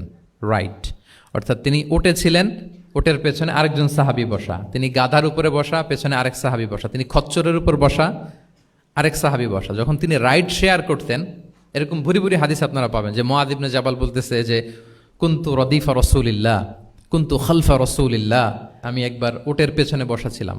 আব্দুল ইবনে আব্বাস বলতেছেন আমি ওটের পেছনে বসা ছিলাম। ফদল ইবনে আব্বাস বলতেছেন আমি একবার একটা খচ্চরের পেছনে বসা ছিলাম। When he was sharing his riding যখন শেয়ার করতেন, ওই মুহূর্তগুলো তেমন চমৎকার চমৎকার কিছু বার্তা রাসূল সাল্লাল্লাহু আলাইহি ওয়াসাল্লাম ওই সাহাবীদেরকে দিয়েছেন, যেগুলো আমরা হাদিস গ্রন্থগুলোতে পড়ে অবাক হয়ে যাই। এরকম একটা ছোট্ট হাদিস যদি শেয়ার করি, আব্দুল্লাহ ইবনে আব্বাস রাদিয়াল্লাহু তাআলা আনহু উনি বলেন কুনতু খালফা রাসূলিল্লাহি সাল্লাল্লাহু আলাইহি ওয়াসাল্লাম ইয়াওমান। একদিন আমি, এই যে দেখেন বর্ণনা ভঙ্গি কেমন, একদিন আমি রাসূল সাল্লাল্লাহু আলাইহি ওয়াসাল্লামের পেছনে বসা, মানে কোনো একটা ওটের উপর বা গাধার উপরে বসা। ফাকালা, তিনি বললেন ইয়া গোলাম, হে কিশোর। রাসূল সাল্লাল্লাহু আলাইহি ওয়াসাল্লামের শব্দ চয়নগুলো অসাধারণ। আমরা অনেক হাদিস আজকে শেয়ার করার চেষ্টা করব, আপনি বাক্য চয়ন, শব্দ চয়ন শুনলে অবাক হবেন। ইয়া গোলাম, হে কিশোর, ইন্নী ও আল্লিমুকা কালিমাতিন, আমি তোমাকে চমৎকার কিছু কথা শিখিয়ে দিচ্ছি, শোনো। তখন কিন্তু কেউ নাই। এই হাদিস উনি বর্ণনা না করলে আমরা জানতে পারতাম না, কারণ ওনারা এক ওটের উপরে বা ঘোড়ার উপরে ছিলেন। পরে যখন আব্দুল ইবনে আব্বাস এটা ন্যারেট করলেন তখন আমরা জানতে পেরেছি। তো এটা ছিল প্রাইভেট লার্নিং সেশন, শুধু ওনার সাথে। তোমাকে কিছু কথা শিখিয়ে দেই। ইহফাদিল্লাহ ইয়াহফাযকা, ইহফাদিল্লাহ তাজিদহু তুজাহাক। এটা অনেকের মুখস্থ আছে না, বিখ্যাত হাদিস আল আরবাউন আন-নববিয়ার ভেতরেও আছে। তুমি আল্লাহর বিধানগুলোকে সংরক্ষণ করো, রক্ষণাবেক্ষণ করো, টেক কেয়ার করো, আল্লাহ তোমার টেক কেয়ার করবেন। ইদা সাআলতা ফাসআলিল্লাহ, হে আব্দুল্লাহ, যখন চাইবে আল্লাহর কাছে চাইবে, যখন ফরিয়াদের হাত তুলবে কেবলমাত্র আল্লাহর কাছেই তুলবে। ওয়া ইদা ইসতাআনতা ফাসতাঈন বিল্লাহ, যখন সাহায্য চাইবে কেবল আল্লাহর কাছেই সাহায্য চেও। ওয়া আলাম আন্নাল উম্মাতা লাউ ইজতামাআত আলা আন ইয়ানফাউকা বিশাইইন লাম ইয়ানফাউকা ইল্লা বিশাইইন ক্বাদ কাতাবাহুল্লাহু লাক। গোটা বিশ্বের সবাই মিলে যদি তোমার কোনো উপকার করতে চায় তাহলে ততটুকুই করতে পারবে যতটুকু আল্লাহ তোমার ভাগ্যে রেখেছে। আল্লাহ যতটুকু উপকার তোমার ভাগ্যে রেখেছে অতটুকুই হবে। ওয়া ইন ইজতামাউ আলা আন ইয়াদুররুকা বিশাইইন লাম ইয়াদুররুকা ইল্লা বিশাইইন ক্বাদ কাতাবাহুল্লাহু আলাইক। গোটা বিশ্বের সবাই মিলে যদি তোমার ক্ষতি করতে চায় ঠিক ততটুকুই করতে পারবে যতটুকু তোমার নসিবে আছে, এর চেয়ে 1 ইঞ্চিও বেশি ক্ষতি করতে পারবে না। রুফিআতিল আকলামু ওয়া জাফফাতিস সুহুফ, কলম উঠিয়ে নেওয়া হয়েছে আর যা লেখা হয়েছিল সব শুকিয়ে গিয়েছে। কারণ প্রথম আল্লাহ সৃষ্টি করেছেন কি? কলম। কলমকে আল্লাহ বলেছেন লিখো। আল্লাহ কি লিখবো? উকতুব মাকাদির আল খালক, মহাবিশ্বের যারা আসবে সবার কি হবে না হবে সব লিখো। তো লিখে ফেলছে, এখন যা হবার তাই হবে। তাহলে দেখেন আকীদা সংক্রান্ত, ইসলামের বুনিয়াদী বিশ্বাস সংক্রান্ত চমৎকার কিছু লার্নিং, কিছু লেসন আল্লাহ রাসূল সাল্লাল্লাহু আলাইহি ওয়াসাল্লাম আব্দুল্লাহ ইবনে আব্বাসকে দিয়েছেন। এবং এটা ছিল one on one meeting, private learning session, আর কেউ ছিল না তখন। আব্দুল্লাহ ইবনে আব্বাস এটা শুনেছেন এবং আমাদের কাছে বর্ণনা করেছেন। আচ্ছা, এটা গেল একটা। আরেকটা কি বলেছিলাম? একটা তো প্রাইভেট লার্নিং সেশন, আর একটা কি পাবলিক লার্নিং সেশন।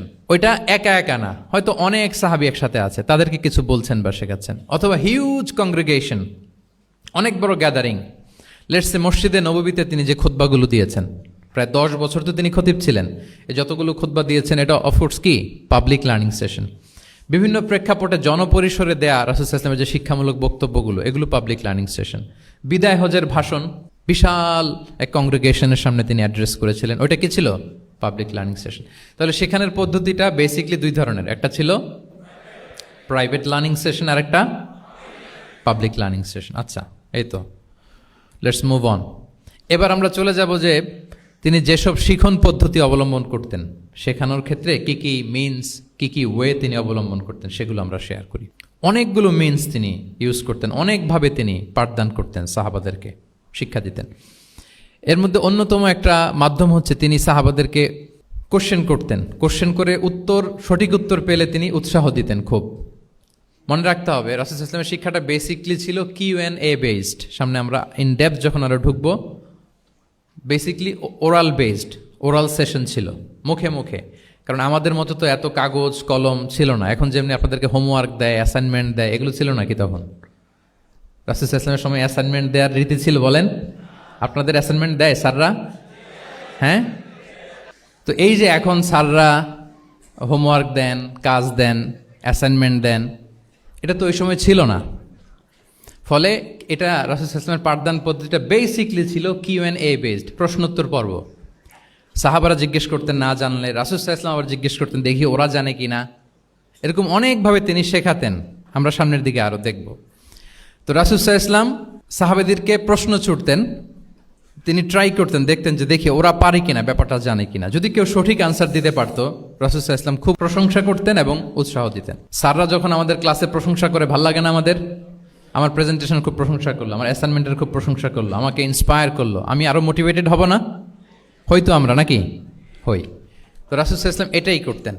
উবাই ইবনে কাআব রাদিয়াল্লাহু তাআলা আনহুকে উনি প্রশ্ন করলেন, আল্লাহ রাসূল সাল্লাল্লাহু আলাইহি ওয়া আলিহি ওয়াসাল্লাম প্রশ্ন করলেন যে, ইয়া আবাল মুনজির, এটা ওনার কুনিয়া, আতাদরি আইয়ু আয়াতিন মিন কিতাবিল্লাহি মাআকা আ'যাম, তুমি কি জানো যে আল্লাহর সর্বশ্রেষ্ঠ আয়াত কোনটা, তুমি জানো?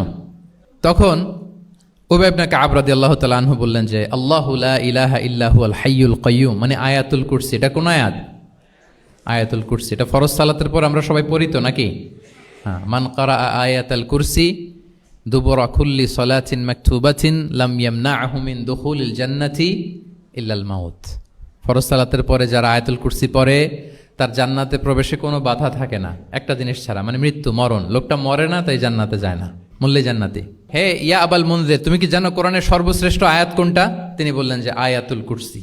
এটা শুনে রাসূল সাল্লাল্লাহু আলাইহি ওয়াসাল্লাম খুব খুশি হলেন। খুশি হয়ে কি করলেন? ফাদারাবা ফি সদরি, তিনি বললেন যে তিনি আমার বুকে একটা আলতো চাপড় দিলেন। এটা ভালোবাসার আলতো চাপড়, এরকম উৎসাহ দেওয়ার জন্য, যে সাবাস। আমরা মাঝে পিঠে কাউকে আলতো চাপড় দিয়ে কি বলি? ব্রেভো, সাবাস, মাশাআল্লাহ, এগুলো বলি না? তো রাসূল সাল্লাল্লাহু আলাইহি ওয়াসাল্লাম বুকে আলতো চাপড় দিয়ে বললেন, ওয়াল্লাহি লিয়াহনিকাল ইলমু আবাল মুনজির, তোমার ইলম, তোমার জ্ঞান কল্যাণময় হোক হে আবাল মুনজির, মোবারক হোক তোমার জন্য তোমার ইলম। May knowledge be pleasant for you, তোমার জ্ঞানটা বরকতময় হোক, কল্যাণময় হোক। তাহলে তিনি যখন সঠিক উত্তর দিতে পারলেন, রাসূল ইসলাম খুশি হয়ে বুকে আলতো চাপড় দিয়ে তার প্রশংসা করলেন, তার জন্য দোয়া করলেন। রাসূল ইসলাম এভাবে উৎসাহ দিতেন। এতে করে কি হয়? শিক্ষার্থীদের কনফিডেন্ট বাড়ে। কি হয়? যে স্যার যখন আমাকে এত কিছু বলতেছে, তাহলে নিশ্চয়ই আমি কিছু একটা ভালো কিছু করছি, আমাকে দিয়ে কিছু একটা হবে। আমাকে দিয়ে, আমরা অনেক সময় ভুল করে বলে ফেলি যে তোকে দিয়ে কিছুই হবে না, বলে ফেলি না? এতে হয় কি? কনফিডেন্ট কমে যায়। মা বাবারাও এটা করে যে তুই কিছুই পারবি না, তোকে দিয়ে কিছুই হবে না। বাংলাদেশে একটা বিখ্যাত কথা আছে, ওই যে ছেলে মেয়ে এ প্লাস না পেলে পাশের বাড়ির কেউ পেলে বলে যে ওর পা ধোয়া পানি খা। তো আসলে এতে কি হয়? কনফিডেন্স কমে যায় ছেলে মেয়েদের। এটা যেন আমরা না বলি, বরং ওদেরকে ইন্সপায়ার করতে হবে, হ্যাঁ, উৎসাহিত করতে হবে, প্রশংসা করতে হবে। সাহাবীদের ভালো কিছু দেখলে সঠিক উত্তর তারা দিতে বলে রাসূল ইসলাম এভাবে প্রশংসা করতেন। আচ্ছা, গেল, এটা একটা পদ্ধতি। আরেকটা হচ্ছে কোনো গুরুত্বপূর্ণ জিনিসকে এমফেসাইজ করার জন্য রাসূল ইসলাম রেপিটেশন করতেন, তাকরার করতেন। গুরুত্বপূর্ণ জিনিসকে তিনি 3 বার উল্লেখ করতেন, তাকরার করতেন। আত্তাকওয়া হা হুনা, আত্তাকওয়া হা হুনা, আত্তাকওয়া হা হুনা, ওয়া ইউশিরু ইলা সদরিহি সালাসা মাররাত। তাকওয়া এখানে, এখানে, এখানে 3 বার। একবার বললেই তো হয়ে যায়, 3 বার কেন বলেন? এটা গুরুত্বপূর্ণ। Very important issue. গুরুত্ব বোঝানোর জন্য এমফেসাইজ করতে যে তিনি কোনো জিনিসকে কয়বার বলতেন? 3 বার। বিদায় হজের ভাষণ যখন দিলেন, ভাষণ দেয়া শেষ, এবার বলতেছে আল্লাহুম্মা হাল বাল্লাগতু, আল্লাহুম্মা হাল বাল্লাগতু, আল্লাহুম্মা হাল বাল্লাগতু, আল্লাহুম্মা ফাশহাদ। 3 বার বললেন যে আল্লাহ আমাকে যা পৌঁছাতে বলেছেন, হে মহাসমাবেশ তোমরা বলো আমি কি পৌঁছাতে পেরেছি? আমি কি ঠিকঠাক পৌঁছালাম? আমি কি সব তোমাদেরকে বলেছি? সাক্ষ্য দাও, সাক্ষ্য দাও। সবাই বললো ইয়া রাসূলুল্লাহ, আল্লাহ যেমনটি বলেছেন সব আপনি আমাদের কাছে পৌঁছে দিয়েছেন, কিছু লুকোচুরি করেন নাই, কিছু লুকান নাই। তাহলে 3 বার জানতে চাইলেন, কয়বার?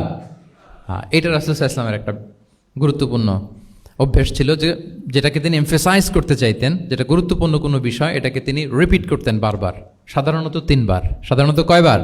তাহলে গুরুত্বপূর্ণ জিনিসগুলো আমরা বারবার বলবো যাতে আমাদের শিক্ষার্থীরা সহজে সেটা মুখস্থ করে ফেলতে পারে। আবার রাইডিং শেয়ারের আর একটা ঘটনা, মুআয ইবনে জাবাল রাদিয়াল্লাহু তাআলা আনহু, উনি একবার রাসূল সাল্লাল্লাহু আলাইহি ওয়াসাল্লামের সাথে বাহনের পেছনে ছিলেন, হয়তো উট। কুনতু রিদফান নবী, মুআয ইবনে জাবাল বলেন আমি রাসূল সাল্লাল্লাহু আলাইহি ওয়াসাল্লামের পেছনে একবার বসা ছিলাম। তো তখন হঠাৎ করে রাসূল সাল্লাল্লাহু আলাইহি ওয়াসাল্লাম আমাকে ডাক দিলেন। রাসূল সাল্লাল্লাহু আলাইহি ওয়াসাল্লাম সামনে, মুআয ইবনে জাবাল পেছনে। হঠাৎ ডেকে বললেন ইয়া মুআয ইবনে জাবাল, হে মুআয ইবনে জাবাল। তো তিনি বললেন খুব বিনয়ের সাথে, কুলতু লাব্বাইকা রাসূলুল্লাহি ওয়া সাআদাইক, মানে হে আল্লাহ রাসূল আমি হাজির, আমি প্রস্তুত। হে আল্লাহ রাসূল আপনি খালি অর্ডার করেন, বান্দা হাজির। আমরা এরকম বলি না মাঝে মাঝে বাংলায়, কি বলি? বান্দা হাজির, মানে আমি আছি আপনার খেদমত, আপনি বলেন। তো রাসূল সাল্লাল্লাহু আলাইহি ওয়াসাল্লাম বললেন ইয়া মুআয ইবনে জাবাল লাব্বাইকা রাসূলুল্লাহি ওয়া সাআদাইক, ইয়া রাসূলুল্লাহ আমি হাজির। কিন্তু রাসূল সাল্লাল্লাহু আলাইহি ওয়াসাল্লাম কিছু বলেন না, কিছুই বলেন না। আবার যাচ্ছে, উট যাচ্ছে যাচ্ছে যাচ্ছে, কয়েক মিনিট পরে আবার ডাক দিলেন ইয়া মুআয ইবনে জাবাল, হে মুআয। উনি একই কথা, লাব্বাইকা রাসূলুল্লাহ সাআদাইক, হে আল্লাহ রাসূল আমি হাজির, উপস্থিত। আবার ইয়া মুআয ইবনে জাবাল, হে মুআয। তিনি একই কথা বললেন লাব্বাইকা রাসূলুল্লাহ, 3 বার বললেন। 3 বার মুআয ইবনে জাবাল একই উত্তর দিলেন। তার মানে ওনার আগ্রহটা বাড়াচ্ছেন। রাসূল সাল্লাল্লাহু আলাইহি ওয়াসাল্লাম একটা গুরুত্বপূর্ণ কথা বলবেন, এই কথাটা শোনানোর জন্য মুআয ইবনে জাবালের উনি কি করতেছেন? ভেতর থেকে কথা বুঝতেছেন আমার সবাই? আগ্রহটা আরো বাড়াচ্ছেন, আরো বাড়াচ্ছেন। যখন দেখলেন যে না, আগ্রহ একেবারে 100-এ 100, এখন বললে সেটা রিসিভ করতে পারবে, কাজে দিবে, তখন তিনি বললেন যে মুআয তুমি কি জানো হাল তাদরি মা হাক্কুল্লাহি আলাল ইবাদ, বান্দার উপর আল্লাহর হক কি জানো? তিনি বললেন আল্লাহু ওয়া রাসূলুহু আ'লাম, আল্লাহ আল্লাহ রাসূল ভালো জানে। সাহাবাদের একটা বৈশিষ্ট্য ছিল, they are very down to earth, মানে আউট অফ হাম্বলনেস তারা বলতেন আল্লাহ আল্লাহ রাসূল ভালো জানে।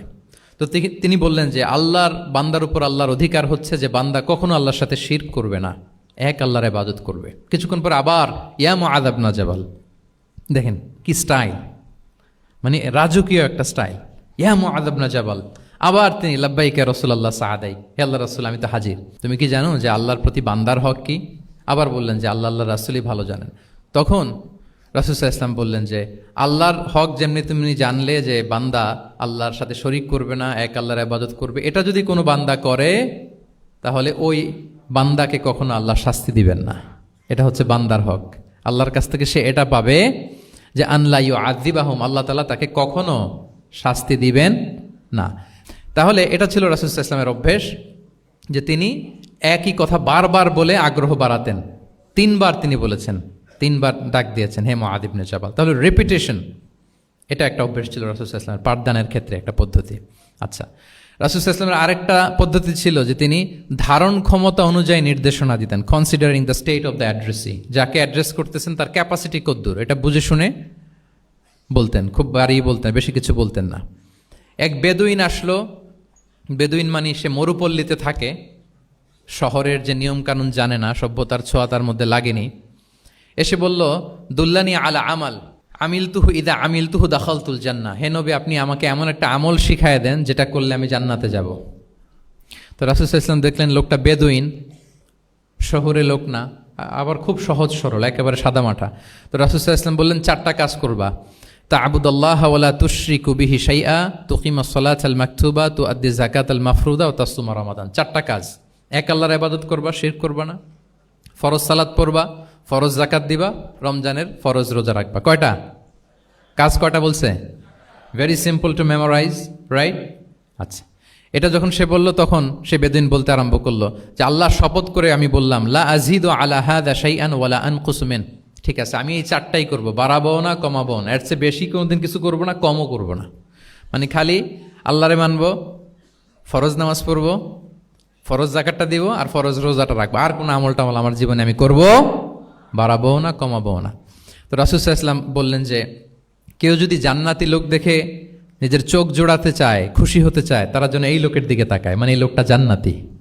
আল্লাহু আকবার, চলে গেল। দেখেন তার কাছে কিন্তু আমলের বিশাল ফিরিস্তি নিয়ে রাসূল সাল্লাল্লাহু আলাইহি ওয়াসাল্লাম হাজির হয় নাই, কারণ তার ক্যাপাসিটি দেখতে হবে, তার সক্ষমতা, সে কদ্দুর নিতে পারবে। রাসূল ইসলাম অবজার্ভ করে দেখলেন যে বেদুইন মানুষ, তারে বেশি কিছু বললে কাজে দিবে না, অল্প একটু বলছে, ওইটা মেনেই সে কি হয়ে গেছে, জান্নাতি হয়ে গেছে। এটা অনেক সময় আমরা ভুল করে ফেলি। শিক্ষার্থীদের মধ্যে সবার রিসিভিং ক্যাপাসিটি এক ধরনের হয় না, কারো খুব বেশি, কারো খুব কম।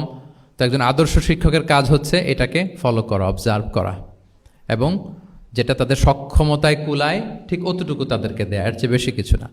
রাসূল সাল্লাল্লাহু আলাইহি ওয়াসাল্লামের আরেকটা পদ্ধতি ছিল গ্রাজুয়ালিটি, স্টেপ বাই স্টেপ, ধীরস্থিরভাবে, অল্প অল্প করে, শাইআন ফাশাইআন। আর তাদাররুজ বিল বাদই বিল আহাম্মি সুম্মাল মুহিম, আগে সবচেয়ে গুরুত্বপূর্ণ, starting with the most important affair first, then the important affair, then the important. সবচেয়ে গুরুত্বপূর্ণটা আগে, এরপরে যেটা কম গুরুত্বপূর্ণ, এরপরে কম গুরুত্বপূর্ণ। তাহলে একটু একটু করে বললে এটা মানুষের ফিতরাতের সাথেও যায়, তার নেচারের সাথেও যায়। আমরা মদ হারাম হওয়ার কথা জানি, কয়টা স্টেপে হারাম হয়েছিল মদ? একবারে যদি বলা হতো বন্ধ করার সহজ হতো সাহাবাদের জন্য? হতো না। অনেকে আছে দেখবেন যে চেইন স্মোকার, বুঝতে পেরেছেন তো?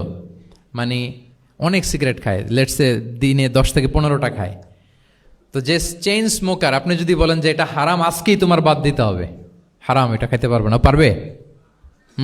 ও দুনিয়া সব বাদ দিতে পারবে, সিগারেট বাদ দিতে পারবে না। তো তারে কি করতে হবে? ফ্লেক্সিবিলিটি দিতে হবে, যে আস্তে আস্তে ছাড়েন, 10টা করে খান, তো চালাইতে থাকেন। আজকে 10টা খাইছেন, কালকে 9টা করে খান, চালাইতে থাকেন, একসাথে সব বন্ধ করার দরকার নেই। তারপরের সপ্তাহে 8টা করে খান, এরপরের সপ্তাহে 5টা করে খান, অল্প অল্প করে অবশ্যই সে কমাতে পারবে। এরপরের সপ্তাহে 2টা খান, এরপরের সপ্তাহে বন্ধ করেন না, চালাইতে থাকেন। সে চালাচ্ছে কিন্তু কমিয়ে আনতেছে, চালাচ্ছে কিন্তু। আচ্ছা, যেই সপ্তাহে সে একটা সিগারেট খেলো, এরপরের সপ্তাহে এটা তো বাদ দিলেও তার গায়ে লাগার কথা না, ঠিক কিনা বলেন? যেই সপ্তাহে কয়টা খেলো, এটা তো স্যাক্রিফাইস করা যায়, কিন্তু 10টা থেকে 0-তে আসা সহজ না। তাহলে গ্রাজুয়ালি আমরা এই ভুলটা করি। অনেকের নতুন করে আল্লাহ তাআলা রিয়েলাইজেশন দিয়েছেন, নতুন দিনে আসছে, দিনে ফিরছে, মানে প্র্যাকটিসিং হতে চায়। এখন আপনি তারে পাইয়া এমন নিয়ম কানুন দেখাচ্ছেন, বেচারা তো বলে আগে যা ছিলাম ওইটাই ভালো ছিলাম। এরকম হয় না অনেক সময়? হ্যাঁ, ধরেন যে কোনো একজন নারী, সে হয়তো পর্দা মেনটেন করে না, একটু হিপ হপ স্টাইলে চলাফেরা করে। তো সে ভাবলো যে না, আমি তো অনেক ভুল করে ফেলছি, আমি সংশোধন হব, আমি প্র্যাকটিসিং হতে চাই।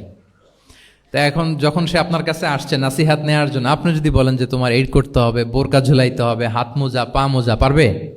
এ বলবে আগে যা ছিলাম ভালোই ছিলাম। তাকে একটু একটু করে বোঝাতে হবে, মানে এই হেজাব এটা কেন, হ্যাঁ, কাভারিং আওরা এটা কেন, কেন এটা করতে, এটা বেনিফিটটা আগে বুঝালেন। যে Islam consider women as a queen, নারীকে ইসলাম কি হিসেবে কনসিডার করে? রানী হিসেবে। তো রানীর তো একটা ড্রেস কোড থাকবে, স্পেশাল পোশাক থাকবে, এগুলো বুঝাবেন। সে যাতে একটু নিজেকে গুছিয়ে চলে, শুরুর দিকে আপনি এই বার্তা দিতে পারেন যে একটু গুছিয়ে চলতে হবে। এরপর একটু শালীন পোশাকে যেন সে অভ্যস্ত হয়, এটা বললেন। সে যখন শালীন পোশাকে অভ্যস্ত, তারপরে হেজাবের ফজিলত বললেন, সে যেন হেজাব পরে। যখন সে হেজাব পরে, এরপরে তাকে নেকাবের কথা বললেন। এইভাবে আস্তে আস্তে তাকে বোঝাতে হবে। কিন্তু একবারে যদি সব চাপিয়ে দেন, বলেন তো আওয়াজ করে, সে কি ওটা রিসিভ করতে পারবে? কারণ এই যে গ্রাজুয়ালিটি আর তাদাররুজ, এই সিস্টেমটা আপনি ভায়োলেট করেছেন, করেন নাই। মুআয ইবনে জাবাল রাদিয়াল্লাহু তাআলা আনহুকে আল্লাহ রাসূল সাল্লাল্লাহু আলাইহি ওয়াসাল্লাম তিনি ইয়ামানের গভর্নর করে পাঠিয়েছেন। তো পাঠানোর আগে he was explaining a teaching guideline to his fellow সাহাবা। ওনাকে শিখাইতেছেন, তুমি যে যাবা মুআল্লিম হিসেবে, গভর্নর হিসেবে, কিভাবে দাওয়াতটা দিবে আগে শোনো।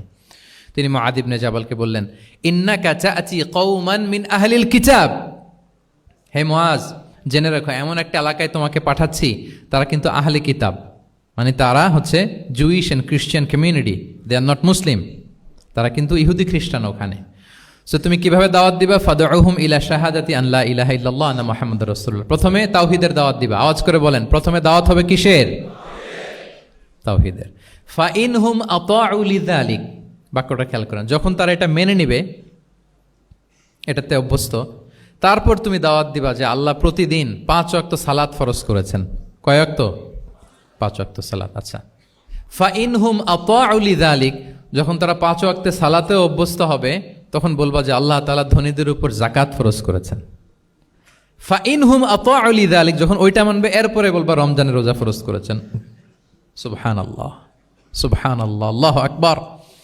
তাহলে ধাপে ধাপে দেখেন, এই যে টিচিং গাইডলাইন তিনি দিচ্ছেন ওনার ফেলো সাহাবাকে, ফেলো ক্যাম্পেনিয়নকে, যে তুমি ইয়ামানে যে একবারে সব বিধান তুমি যা জানো মনে করো না যে সবাই ওইটা মানবে।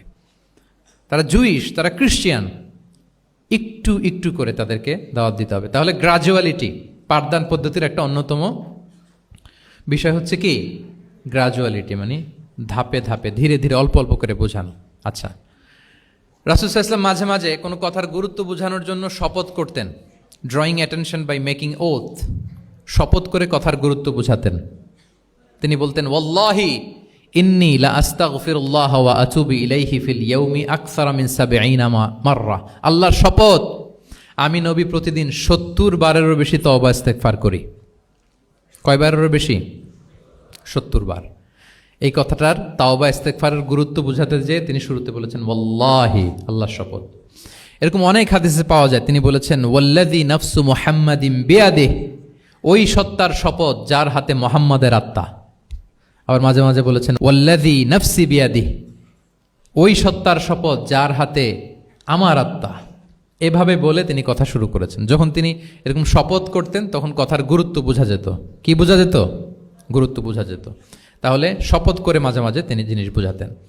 আচ্ছা, আমরা আমাদের বিভিন্ন প্রেজেন্টেশন বা লেকচার বোঝানোর জন্য অনেক মিনস ইউজ করি না? আল ওয়াসাইল তা'লিমিয়া, এটাও কিন্তু রাসূল সাল্লাল্লাহু আলাইহি ওয়াসাল্লাম করতেন। আমরা কি কি করি? আমি তো জানি না আপনাদের আইএসসিতে ক্লাসরুমগুলো কেমন, নিশ্চয়ই সেখানে হোয়াইট বোর্ডে তো আছেন। হোয়াইট বোর্ডে কি দিয়ে লেখা হয়? মার্কার। আচ্ছা, প্রেজেন্টেশন স্লাইড মাঝে মাঝে ইউজ করেন না? বা টিচার করে কি না? তো সেটা কীভাবে করে? মাইক্রো প্রজেক্টর দিয়ে করে। এগুলো হচ্ছে আল ওয়াসাইল তা'লিমিয়া। তো রাসূল সাল্লাল্লাহু আলাইহি ওয়াসাল্লামের সময় তো এই স্লাইডও ছিল না, ডিজিটাল বোর্ডও ছিল না, হোয়াইট বোর্ডও ছিল না, হ্যাঁ, মার্কার ছিল না, ওইরকম কিছু ছিল না। তো উনি কি ইউজ করতেন? উনিও চমৎকার চমৎকার কিছু মাধ্যম ইউজ করতেন, আপনারা শুনলে অবাক হবেন। আপনাদের মনোযোগ আছে তো সবার, না? আচ্ছা, আমরা দেখি যে উনি কি কি ইউজ করতেন। উনি অনেক ধরনের ভিজুয়াল ডেমনস্ট্রেশন করতেন। ভিজুয়াল ডেমনস্ট্রেশন মানে যেটা আপনি চোখ দিয়ে দেখে শিখে ফেলবেন, বুঝে যাবেন। হ্যাঁ, visual demonstration. Physical gesture use করে এটা করতেন। ফিজিক্যাল জেস্চার, অঙ্গভঙ্গি, বাংলা কি বলে? অঙ্গভঙ্গি। রাসূল সাল্লাল্লাহু আলাইহি ওয়াসাল্লাম, এটাতে তো আর কিছু আধুনিক বিজ্ঞান আইটি তো লাগতেছে না, কি বলেন? আমার হাত পা দিয়ে আমি একটা কিছু বোঝাচ্ছি। তো রাসূল সাল্লাল্লাহু আলাইহি ওয়াসাল্লাম কিন্তু এটা করতেন। একবার তিনি ইয়াতিমের রক্ষণাবেক্ষণ যারা করে তাদের মর্যাদা কত, ফজিলত কত, এটা বোঝাতে যে একবার তিনি বলতেছেন, আনা ওয়া কাফিলুল ইয়াতিমি ফিল জান্নাতি কাহাতাইন, আমি এবং এতিমের রক্ষণাবেক্ষণকারী জান্নাতে ঠিক এইভাবে থাকবো। এইভাবে থাকবো মানে খুব কাছাকাছি থাকবো। He will be my neighbour, very close neighbour. এবং বোঝাতে যে এই যে উস্তা আর সাব্বাবা, দুই আঙ্গুল এভাবে, এই আঙ্গুল থেকে এই আঙ্গুলের দূরত্ব কতটুকু? 1 মাইল নাকি কত? একেবারে কাছে। এই আঙ্গুল থেকে আঙ্গুলের তেমন কোনো দূরত্বই নাই, মানে খুব কাছে। এটা দিয়ে তিনি বুঝালেন আমি এবং এতিমের রক্ষণাবেক্ষণকারী ঠিক এভাবে থাকবো যেভাবে এই দুটো আঙ্গুল কাছাকাছি। আল্লাহু আকবার। তাহলে এই যে ফিজিক্যাল জেস্চার ইউজ করলেন কিনা, অঙ্গভঙ্গি, এটাকে বলে ভিজুয়াল ডেমনস্ট্রেশন। কি বলে? Visual demonstration. এবং রিসার্চাররা বলতেছেন যে approximately 80% of human learning comes through the visual demonstration. মানে আইজ দিয়ে, চোখ দিয়ে আমরা আমাদের শেখার 80% শিখে ফেলি। আমাদের শিখনের অলমোস্ট 80% আমরা দেখে দেখে শিখি। তাহলে রাসূল সাল্লাল্লাহু আলাইহি ওয়াসাল্লাম ভিজুয়াল ডেমনস্ট্রেশন করলেন, আনা ওয়া কাফিলুল ইয়াতীমি ফিল জান্নাতি কাহাতাইন। আচ্ছা, আরও দেখি হাদিসে এরকম আরও পাওয়া যায়। আমরা যে মুমিনরা ভাই ভাই, বিভিন্ন হাদিসে বিভিন্ন টেক্সটে রাসূল সাল্লাল্লাহু আলাইহি ওয়াসাল্লাম বলেছেন। এটা ইসলামের একটা খুব মৌলিক কথা, আমরা সবাই জানি না? আমরা সবাই কি? এই অডিটোরিয়ামে আমরা যারা বসা, আমরা সবাই কি? আল মুমিনু আখুল মুসলিম, একে অপরের ভাই। আমাদের মধ্যে আবার আরেকটা সমস্যা আছে, আমরা দেখা যায় যে প্রত্যেকে যেই দল করে ওই দলের এরা ভাই ভাই আর কি, এরকম। এই হাদিসের একটা নিজস্ব অর্থ বলয় আমরা করে নিয়েছি যে ভাই ভাই ঠিক আছে, বাট আমি এই দলের, সো আমরা ভাই ভাই। আচ্ছা, ওরা ওই দল, তো ওরা কি নিজেরা নিজেরা আসলে কি এই ভাই ভাই নাকি? না, যারাই কালেমা শাহাদাতে বিশ্বাসী, যারা আমাদের কেবলাকে কেবলা মানে, যারা ঈমান এনেছে, তারা সবাই আমরা কি ভাই ভাই। এই যে আমাদের ভ্রাতৃত্বের বন্ধনটা যে খুব অটুট এবং মজবুত সুদৃঢ়, এটা বোঝানোর জন্য রাসূলুল্লাহ সাল্লাল্লাহু আলাইহি ওয়াসাল্লাম একবার বললেন, আল মুমিনু লিল মুমিনি কাল বুনিয়ান, মুমিন যে ভাই ভাই, এই ভ্রাতৃত্বের বন্ধন হচ্ছে সুদৃঢ় প্রাচীরের মতো। ইয়াশুদ্দু বা'দুহু বা'দা, one side strengthening the other. একটা বড় প্রাচীর, যেমন এই বিল্ডিংটা যেমনি এই পাশ ওই পাশটাকে মজবুত করে ধরে রেখেছে, ওই পাশ যেমনি এটাকে মজবুত করে ধরে ঠায় দাঁড়িয়ে আছে বছরের পর বছর, যুগের পর যুগ। রাসূলুল্লাহ সাল্লাল্লাহু আলাইহি ওয়াসাল্লাম বললেন, মুমিন যে ভাই ভাই, তাদের সম্পর্কটা এরকম সুদৃঢ়। কতটা সুদৃঢ়?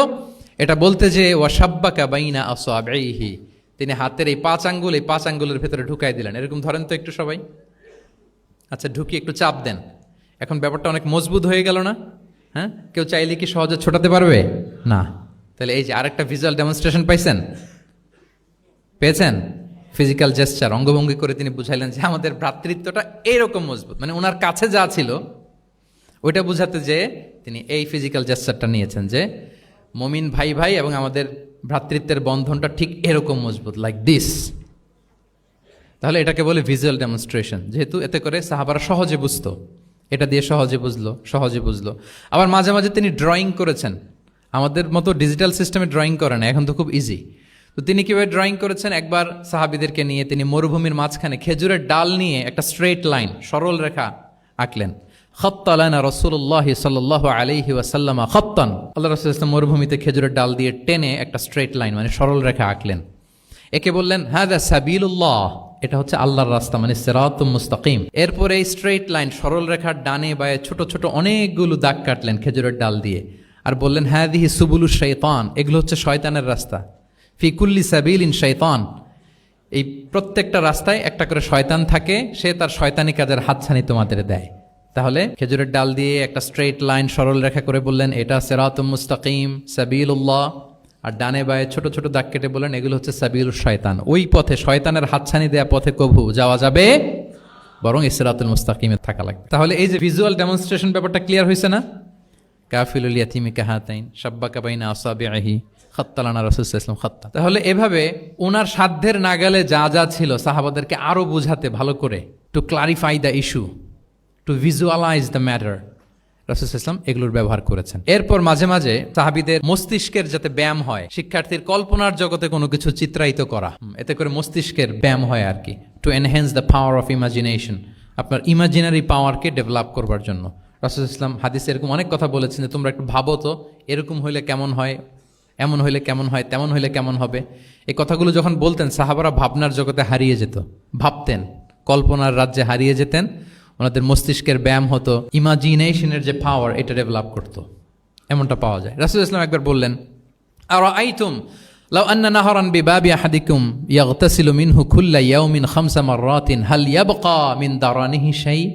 আচ্ছা বলো তো, তোমরা একটু ভাবো তো, কল্পনার রাজ্যে হারিয়ে যাও, ভেবে দেখো তো, ধরো যে তোমার বাড়ির সামনে একটা ঝর্ণাধারা আছে বা একটা চমৎকার লেক আছে যেখানে স্বচ্ছ স্ফটিক পানি, তুমি যদি প্রতিদিন ওই ঝর্ণায় যে বা ওই লেকে নেমে 5 বার গোসল করো, তোমার গায়ে কোনো ময়লা থাকবে আর?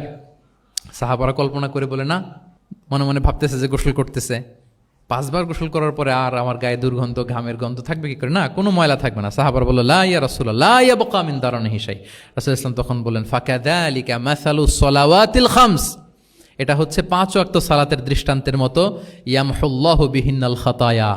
কারো ঘরের সামনে যদি একটা স্বচ্ছ লেক থাকে, পানির ফোয়ারা, সে যদি 5 বার গোসল করে তার গায়ে যেমনি কোনো দুর্গন্ধ, ময়লা, আবর্জনা কিছু থাকে না, কেউ যখন 5 ওয়াক্ত সালাত আদায় করে তখন এই সালাতও তার সব গুনাহগুলোকে ধুয়ে মুছে এরকম পাক পবিত্র সাফ করে দেয়। সুবহানাল্লাহ। বুঝে গেলেন যে সালাওয়াতুল খামস কিভাবে আমাদের পাপ মুছে ক্লিনজিং করে, এটা সাহাবারা ইজিলি বুঝে গেলেন। তাহলে ভেবে দেখো তো, চিন্তা করো তো, এটা বলে বেসিকলি দ্য পাওয়ার অফ ইমাজিনেশনকে রাসূল সাল্লাল্লাহু আলাইহি ওয়াসাল্লাম এনহ্যান্স করার চেষ্টা করলেন। এভাবেও সাহাবাদেরকে তিনি মাঝে মাঝে বুঝাতেন। রাসূল সাল্লাল্লাহু আলাইহি ওয়াসাল্লাম মাঝে মাঝে দেখা যায় যে সহজ করে বুঝাতে যে রূপক অর্থবোধক শব্দের প্রয়োগ করতেন, মাজাজ বা ইস্তেআরা। তো মাজাজ বা ইস্তেআরা মানে হচ্ছে মেটাফোর। কোনো জিনিসকে আরো সহজ করে বোধগম্যময় করতে রাসূল সাল্লাল্লাহু আলাইহি ওয়াসাল্লাম এই মেটাফোরকে ইউজ করতেন। যেমন রাসূল সাল্লাল্লাহু আলাইহি ওয়াসাল্লাম নারীদের প্রতি সদয় হওয়ার জন্য পুরুষদেরকে তিনি বলেছেন রিফকান বিল কাওয়ারির, অর্থাৎ কাঁচগুলোর সাথে ভালো আচরণ করো, মানে কাঁচগুলোকে দেখে রেখো। কাঁচের পাত্র দিয়ে তিনি নারীদেরকে, স্ত্রীদেরকে বুঝিয়েছেন রিফকান বিল কাওয়ারির। আচ্ছা বলেন তো, কাচের গ্লাস, প্লেট, তৈজসপত্র এক বাড়ি থেকে যদি আরেক বাড়িতে, লেটসে আপনি বাসা শিফট করবেন, আপনার কাছে অনেক কাচের তৈরি গ্লাস, প্লেট, তৈজসপত্র আছে। চট্টগ্রামের এই থানা থেকে ওই থানায় আপনি বাসা চেঞ্জ করবেন, এগুলো নেওয়ার সময় আপনারা কি করেন বলেন? র্যাপিং করে, এক্সট্রা প্রিকশন নিয়ে খুব সাবধানে এটাকে ধরতে হয়, রাখতে হয়, সেট করতে হয়, নামাতে হয়, ঠিক কিনা বলেন? এটা বোঝাতে যে নারীদের সাথে কোমল আচরণ করো, সদয় আচরণ করো, এটা বোঝাতে যে রাসূল সাল্লাল্লাহু আলাইহি ওয়াসাল্লাম বলেছেন রিফকান বিল কাওয়ারির। একবার স্ত্রীরা, আমাদের আম্মা জানেরা রাসূল সাল্লাল্লাহু আলাইহি ওয়াসাল্লামের সাথে সফরে যাচ্ছেন, খুব সম্ভবত হজের সফরে। তো ওনারা যখন পালকিতে চড়বেন, ওখান থেকে হাওদাজে উঠাবেন, খুব দ্রুত তাড়াহুড়ো করে কিছু লোকজন ওই পালকি উঠাচ্ছিল। তখন রাসূল সাল্লাল্লাহু আলাইহি ওয়াসাল্লাম বললেন, ওয়াই হাক ইয়া আনজাসা সাউকাকা রিফকান বিল কাওয়ারির, খুব সাবধানে নিয়ে যাও, কাজগুলোকে একটু দেখে শুনে নাও, কাচের বোতলগুলো, গ্লাসগুলো দেখে শুনে নাও, মানে স্ত্রীদেরকে একটু দেখে শুনে যত্নের সাথে নিয়ে নাও। তাহলে নারীদেরকে কিসের সাথে তুলনা করেছেন?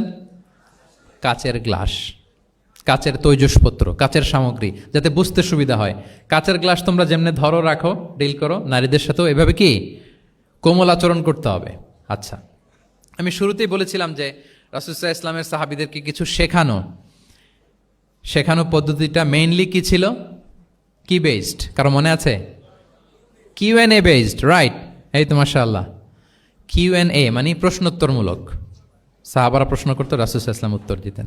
কারণ কোরআনেও আমাদেরকে উৎসাহিত করা হয়েছে, ফাসআলু আহলা যিকরি ইন কুনতুম লা তা'লামুন, যদি না জানো তাহলে আহলু যিকির বা আহলুল ইলমকে জিজ্ঞেস করে জেনে নাও। এবং রাসূল সাল্লাল্লাহু আলাইহি ওয়াসাল্লাম বলেছেন, ফাইন্নামা শিফাউল আইয়ি আস-সুআলু, অজ্ঞতার চিকিৎসা হচ্ছে প্রশ্ন করা। আপনি জানেন না তো আপনার কাজ কি করবেন?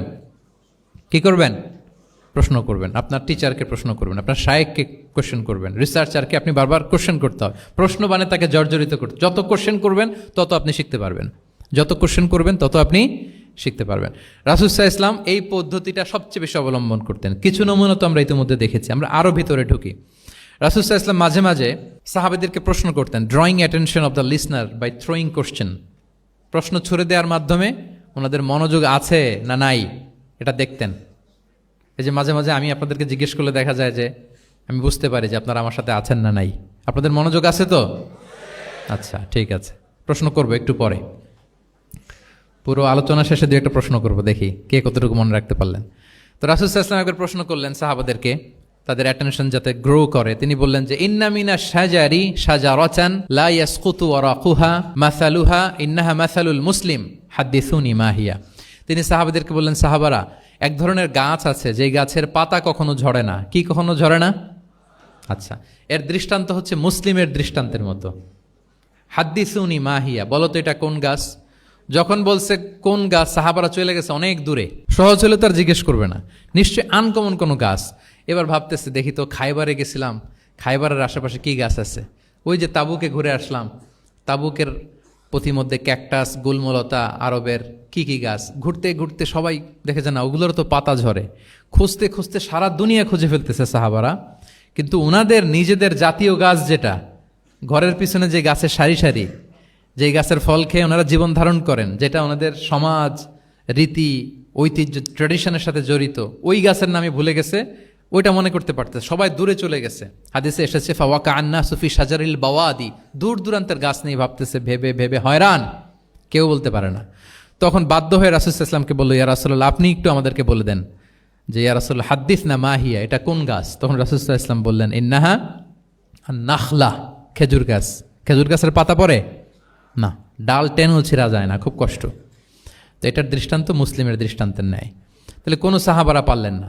পরবর্তীতে হাদিসের যিনি বর্ণনাকারী আব্দুল্লাহ ইবনে ওমর তখন ছোট ছিলেন। বাড়িতে যাওয়ার পথে ওমর রাদিয়াল্লাহু তাআলা আনহুকে বলতেছেন যে, বাবা, আব্বা, এটা যে খেজুর গাছ আমার কিন্তু মাথায় আসছিল। তোমার ফারুক বলেন, বলো কি, তোমার মাথায় আসছিল, তুমি বললে না কেন? তো উনি বলে নাই কারণ সিনিয়র সাহাবারা পারতেছে না, বাপ চাচারা কেউ পারে না, আমি ছোট মানুষ বইলে আবার কোন বিপদে পড়ি, বিনয়ী মানুষ, উনি আর বলেন নাই, লাজুকতাও কাজ করতেছিল। তোমারে ফারুক বললেন, যদি আজকে তুমি এটার উত্তর নবীর সামনে দিতে পারতা, আমার বুকটা এত বড় হয়ে যেত নবীর সামনে। লাল কপাল বিশিষ্ট উঁট পেলে আরবরা যত খুশি হয়, আজকে আমি তার চেয়েও বেশি খুশি হয়ে যেতাম। তাহলে ওমরে ফারুক রাদিয়াল্লাহু তাআলা আনহু, ওনার ছেলে আব্দুল্লাহ ইবনে ওমর, উনি এটার উত্তর ধরতে পারছেন, কিন্তু উনি বলেন নাই। তাহলে দেখেন রাসূল সাল্লাল্লাহু আলাইহি ওয়াসাল্লাম এরকম কোশ্চেন করতেন, কোশ্চেন করে তারপরে উত্তরটা বলতেন, এতে আর মানুষ ভুলে না। বাংলা একটা কথা আছে যে, শিখেছ কোথায়, ঠেকেছি যেথায়। জিজ্ঞেস করছে, পারি না, মনে আসে না, হঠাৎ করে যখন উত্তরটা বলে, এইটা যেরকম মনে থাকে আজীবন, অন্য কিছু থাকবে না। একটু যদি ঠেকে পারতেছি না, বুঝতেছি না, এরপর যখন বুঝায় দেওয়া হয়, ভালো করে শিখে নেই, এইটা আজীবন মনে থাকে ব্রেইনে। এই পদ্ধতিটা রাসূল সাল্লাল্লাহু আলাইহি ওয়াসাল্লাম অবলম্বন করতেন। প্রশ্ন করে অপারক করে দিতেন, কেউ পারে না, এরপর রাসূল সাল্লাল্লাহু আলাইহি ওয়াসাল্লাম বুঝিয়ে বলতেন, সবার একেবারে ব্রেইনের মধ্যে, মস্তিষ্কে এটা গেঁথে যেত। তাহলে প্রশ্ন ছুটতেন। আচ্ছা, এরকম অনেক হাদিস আপনারা পাবেন রাসূল সাল্লাল্লাহু আলাইহি ওয়াসাল্লাম প্রশ্ন করে তারপরে উত্তর দিয়েছেন। আতাদরুনা মাল গীবা, তোমরা কি জানো গীবত কি? সাহাবারা বলে, আল্লাহ রাসূল ভালো জানেন। যিকরাকা আখাকা বিমা ইয়াকরা, বলে দিলেন। আতাদরুনা মানিল মুফলিস, তোমরা কি জানো মুফলিস কে? এইভাবে প্রশ্ন করতে করতে সাহাবাদেরকে শিখাতেন। আচ্ছা, আল্লাহ রাসূল সাল্লাল্লাহু আলাইহি ওয়াসাল্লামের আরেকটা অভ্যেস ছিল প্রশ্নের পিঠে প্রশ্ন ছুড়ে দেওয়া। মানে কোনো সাহাবী যদি প্রশ্ন করতো, রাসূল সাল্লাল্লাহু আলাইহি ওয়াসাল্লাম তো উত্তর দিয়ে জানিয়ে দিতেন। মাঝে মাঝে জানিয়ে না দিয়ে প্রশ্নের পিঠে আবার উনি কি করতেন, প্রশ্ন ছুড়ে দিতেন। এটাও পাওয়া যায়। আচ্ছা, এক সাহাবী এসে বলল, ইয়া রাসূলুল্লাহ মাতা সাআ, হে নবী কিয়ামত কখন হবে? রাসূল সাল্লাল্লাহু আলাইহি ওয়াসাল্লাম কখন হবে উত্তর না দিয়ে প্রশ্ন করলেন, ওয়া মাযা আ'দাত্তা লাহা, কিয়ামতের তোমার কি প্রিপারেশন, আগে ওইটা বলো। কিয়ামত কবে হবে জানার জন্য এত ব্যতিব্যস্ত, আগে বলো হোয়াটস ইউর প্রিপারেশন ফর কিয়ামা, তোমার কি প্রস্তুতি? তাইলে আরেকটা প্রশ্ন। প্রশ্নের বিপরীতে উনি উত্তর না দিয়ে উনি আবার কি করলেন? সবাই বলুন তো, উনি আবার কি করলেন? উনি নিজে আবার প্রশ্ন করলেন। তুমি জিজ্ঞেস করলে কিয়ামত কবে, তুমি বলো কিয়ামতের প্রিপারেশন কি নিছো বলো। তো সে বলে যে লা শাই, ইয়া রাসূলুল্লাহ আমার কোনো প্রিপারেশন নাই, ইল্লা আন্নী উহিব্বুল্লাহ ওয়া রাসূলা, শুধু একটা জিনিসই আছে যে আমি আল্লাহ এবং আল্লাহর রাসূলকে ভালোবাসি। রাসূল সাল্লাল্লাহু আলাইহি ওয়াসাল্লাম বললেন, আনতা মা আমান আহবাবতা, তুমি যাদেরকে ভালোবাসো তাদের সাথেই জান্নাতে থাকবে। আল্লাহ আল্লাহর রাসূলকে ভালোবাসো, তাদের সাথে তুমি কই থাকবে? জান্নাতে থাকবে। তাহলে প্রশ্নের পিঠে প্রশ্ন ছুড়ে দেওয়া। এরপর একই প্রশ্নের জবাবে ভিন্ন ভিন্ন জনকে ভিন্ন ভিন্ন উত্তর দিয়েছেন রাসূল সাল্লাল্লাহু আলাইহি ওয়াসাল্লাম। এটাকে এডুকেশনের ভাষায় বলে পার্সোনালাইজেশন। কি বলে? মানে যার যেটা লাগবে। শিক্ষক ভালো বুঝে, কয়েকটা ক্লাস নিলে উনি বুঝে ফেলে যে কার রিসিভিং ক্যাপাসিটি কতদূর, কার কোনটাতে ঘাটতি, কার কোনটাতে সমস্যা। একজন আদর্শ শিক্ষক, একজন চৌকস শিক্ষক, তিনি খুব সহজে এটা ধরে ফেলেন। তো রাসূল সাল্লাল্লাহু আলাইহি ওয়াসাল্লাম হি was a very good observer. তিনি বুঝে ফেলতেন যে কার কোনটায় ঘাটতি, ফলে একই প্রশ্নের উত্তর উনি এক একজনকে এক একভাবে দিতেন। কেন? Based on the need of the addressee, যার যেটা দরকার ওইটার উপর গুরুত্ব আরোপ করে, যার যেটাতে ঘাটতি আছে সেটাতে গুরুত্ব আরোপ করে তিনি এক একজনকে কি করতেন, এক এক রকম উত্তর। অনেক সাহাবারা এরকম প্রশ্ন করেছেন যে আইয়ুল আমালি আফদাল ইয়া রাসূলুল্লাহ, সবচেয়ে শ্রেষ্ঠ আমল কোনটা? তিনি এক একজনকে এক একটা বলেছেন। কখনো বলেছেন যে আল্লাহর উপর ঈমান আনা, আল ঈমানু বিল্লাহি ওয়াহদা। কাউকে বলেছেন যে আল জিহাদ ফি সাবিলিল্লাহ, কাউকে বলেছেন আস-সালাতু ফি ওয়াক্তিহা, অন টাইমে সালাত পড়া। তার মানে যার যেটাতে ঘাটতি ছিল। কাউকে বলেছেন বিররুল ওয়ালিদাইন, কারণ তিনি দেখেছেন তার সাথে তার মা বাবার সম্পর্কে একটু ঘাটতি আছে, তারা এটা বলি, কারণ সবগুলোই ভালো কাজ, সবগুলোই কি ভালো কাজ। তাহলে যার যেটাতে ঘাটতি আছে সেটাতে গুরুত্ব আরোপ করা, এটা রাসূল সাল্লাল্লাহু আলাইহি ওয়াসাল্লাম করেছেন। মাঝে মাঝে রাসূল সাল্লাল্লাহু আলাইহি ওয়াসাল্লাম সাহাবীদেরকে, মানে শিক্ষার্থীদেরকে উত্তর জানার জন্য ব্যাপকভাবে আগ্রহী করে তুলতেন। হ্যাঁ, এটাকে আরবিতে বলে তাশওয়ীকুস সামিঈন ইলা মা'রিফাতিল জাওয়াব, উত্তর শোনানোর জন্য আগ্রহী করে তোলা। সেক্ষেত্রে মাঝে মাঝে তিনি একটা দুটো শব্দ ইউজ করতেন। কিরকম? যেমন আওয়ালা আদুল্লুকুম, অথবা আলা উখবিরুকুম, আমি কি তোমাদের বলবো না? এটা বললে সাহাবারা বলতেন, বলেন বলেন ইয়া রাসূলুল্লাহ, অবশ্যই বলবেন, বালা ইয়া রাসূলুল্লাহ। আওয়ালা উখবিরুকুম, আমি কি তোমাদের জানিয়ে দিব না? সাহাবারা বলতেন, ইয়া রাসূলুল্লাহ, অবশ্যই আপনি আমাদের জানিয়ে দিবেন। যেমন তিনি বললেন যে কেউ জান্নাতে যাবে না মুমিন হওয়া ছাড়া, কেউ ইমানদার হতে পারবে না যতক্ষণ না একে অপরকে তোমরা ভালো না বাসো। তাহলে তো এটা গুরুত্বপূর্ণ বিষয়। একে অপরকে ভালো না বাসলে নাকি মুমিনই হওয়া যাবে না, আর মুমিন না হলে তো জান্নাতেই যাওয়া যাবে না। তখন রাসূল ইসলাম বললেন, আওয়ালা আদুল্লুকুম আলা শাইইন ইযা ফাআলতুমুহু তাহাবাবতুম, আমি কি তোমাদেরকে বলবো না এমন একটা আমলের কথা যেটা করলে তোমাদের পারস্পরিক হৃদ্যতা বাড়বে, ভালোবাসা বাড়বে? তখন তিনি বললেন, সেটা কি? আফশুস সালামা বাইনাকুম, তোমাদের মাঝে ব্যাপক সালামের প্রসারণ করো, সালামের প্রসার করো, একে অপরকে বেশি বেশি সালাম দাও। ব্যাপারটাকে এইভাবে প্রেজেন্ট না করে উনি যদি বলতেন সাহাবারা বেশি বেশি সালাম দিও, এটা সওয়াবের কাজ অনেক। এটা হচ্ছে একটা প্রেজেন্টেশন। আর একটা হচ্ছে এমনভাবে এটাকে উপস্থাপন করা যে মুমিন না হলে জান্নাতে যাবা না, আর একে অপরকে ভালো না বাসলে মুমিন হতে পারবে না। তোমরা কি জানো কি করলে একে অপরের মধ্যে ভালোবাসা বাড়ে? এরপর রাসূলুল্লাহ সাল্লাল্লাহু আলাইহি ওয়াসাল্লাম বলতেন যে সালাম দেওয়ার মাধ্যমে ভালোবাসা বাড়বে। একবার রাসূলুল্লাহ সাল্লাল্লাহু আলাইহি ওয়াসাল্লাম বললেন, আলা উখবিরুকুম বিআফদালা মিন দারাজাতিস সিয়ামি ওয়াস সালাতি ওয়াস সাদাকা, আমি কি তোমাদের জানাবো না যে নামাজ, রোজা, সাদাকার চেয়েও বেশি ফজিলতের একটা আমল আছে, সেটা কি আমি কি তোমাদের জানাবো না? সাহাবারা বললেন, ক্বালু বালা ইয়া রাসূলুল্লাহ, হে আল্লাহর রাসূল অবশ্যই জানাবেন, অবশ্যই জানাবেন। কারণ নামাজের চেয়েও বেশি গুরুত্বপূর্ণ, সাদাকার চেয়েও বেশি গুরুত্বপূর্ণ, সিয়ামের চাইতেও বেশি গুরুত্বপূর্ণ আমল, সেটা কি? তখন রাসূল সাল্লাল্লাহু আলাইহি ওয়াসাল্লাম বললেন, সেটা হচ্ছে ইসলাহু যাতিল বাইন, বিবাদমান দুই গ্রুপকে মিলিয়ে দেয়া, বিবাদমান দুই ব্যক্তিকে মিলিয়ে দেয়া।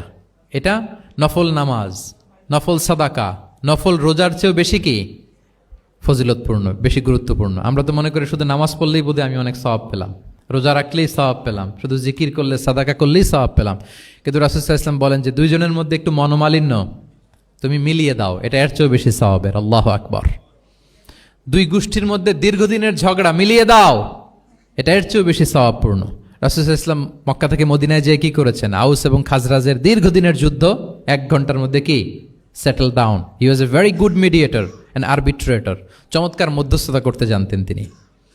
তাহলে এইভাবে উত্তর জানার জন্য শিক্ষার্থীদেরকে আগ্রহী করে তুলতেন। আচ্ছা, আরেকটা পদ্ধতি ছিল অবজারভেশন অ্যান্ড কারেকশন।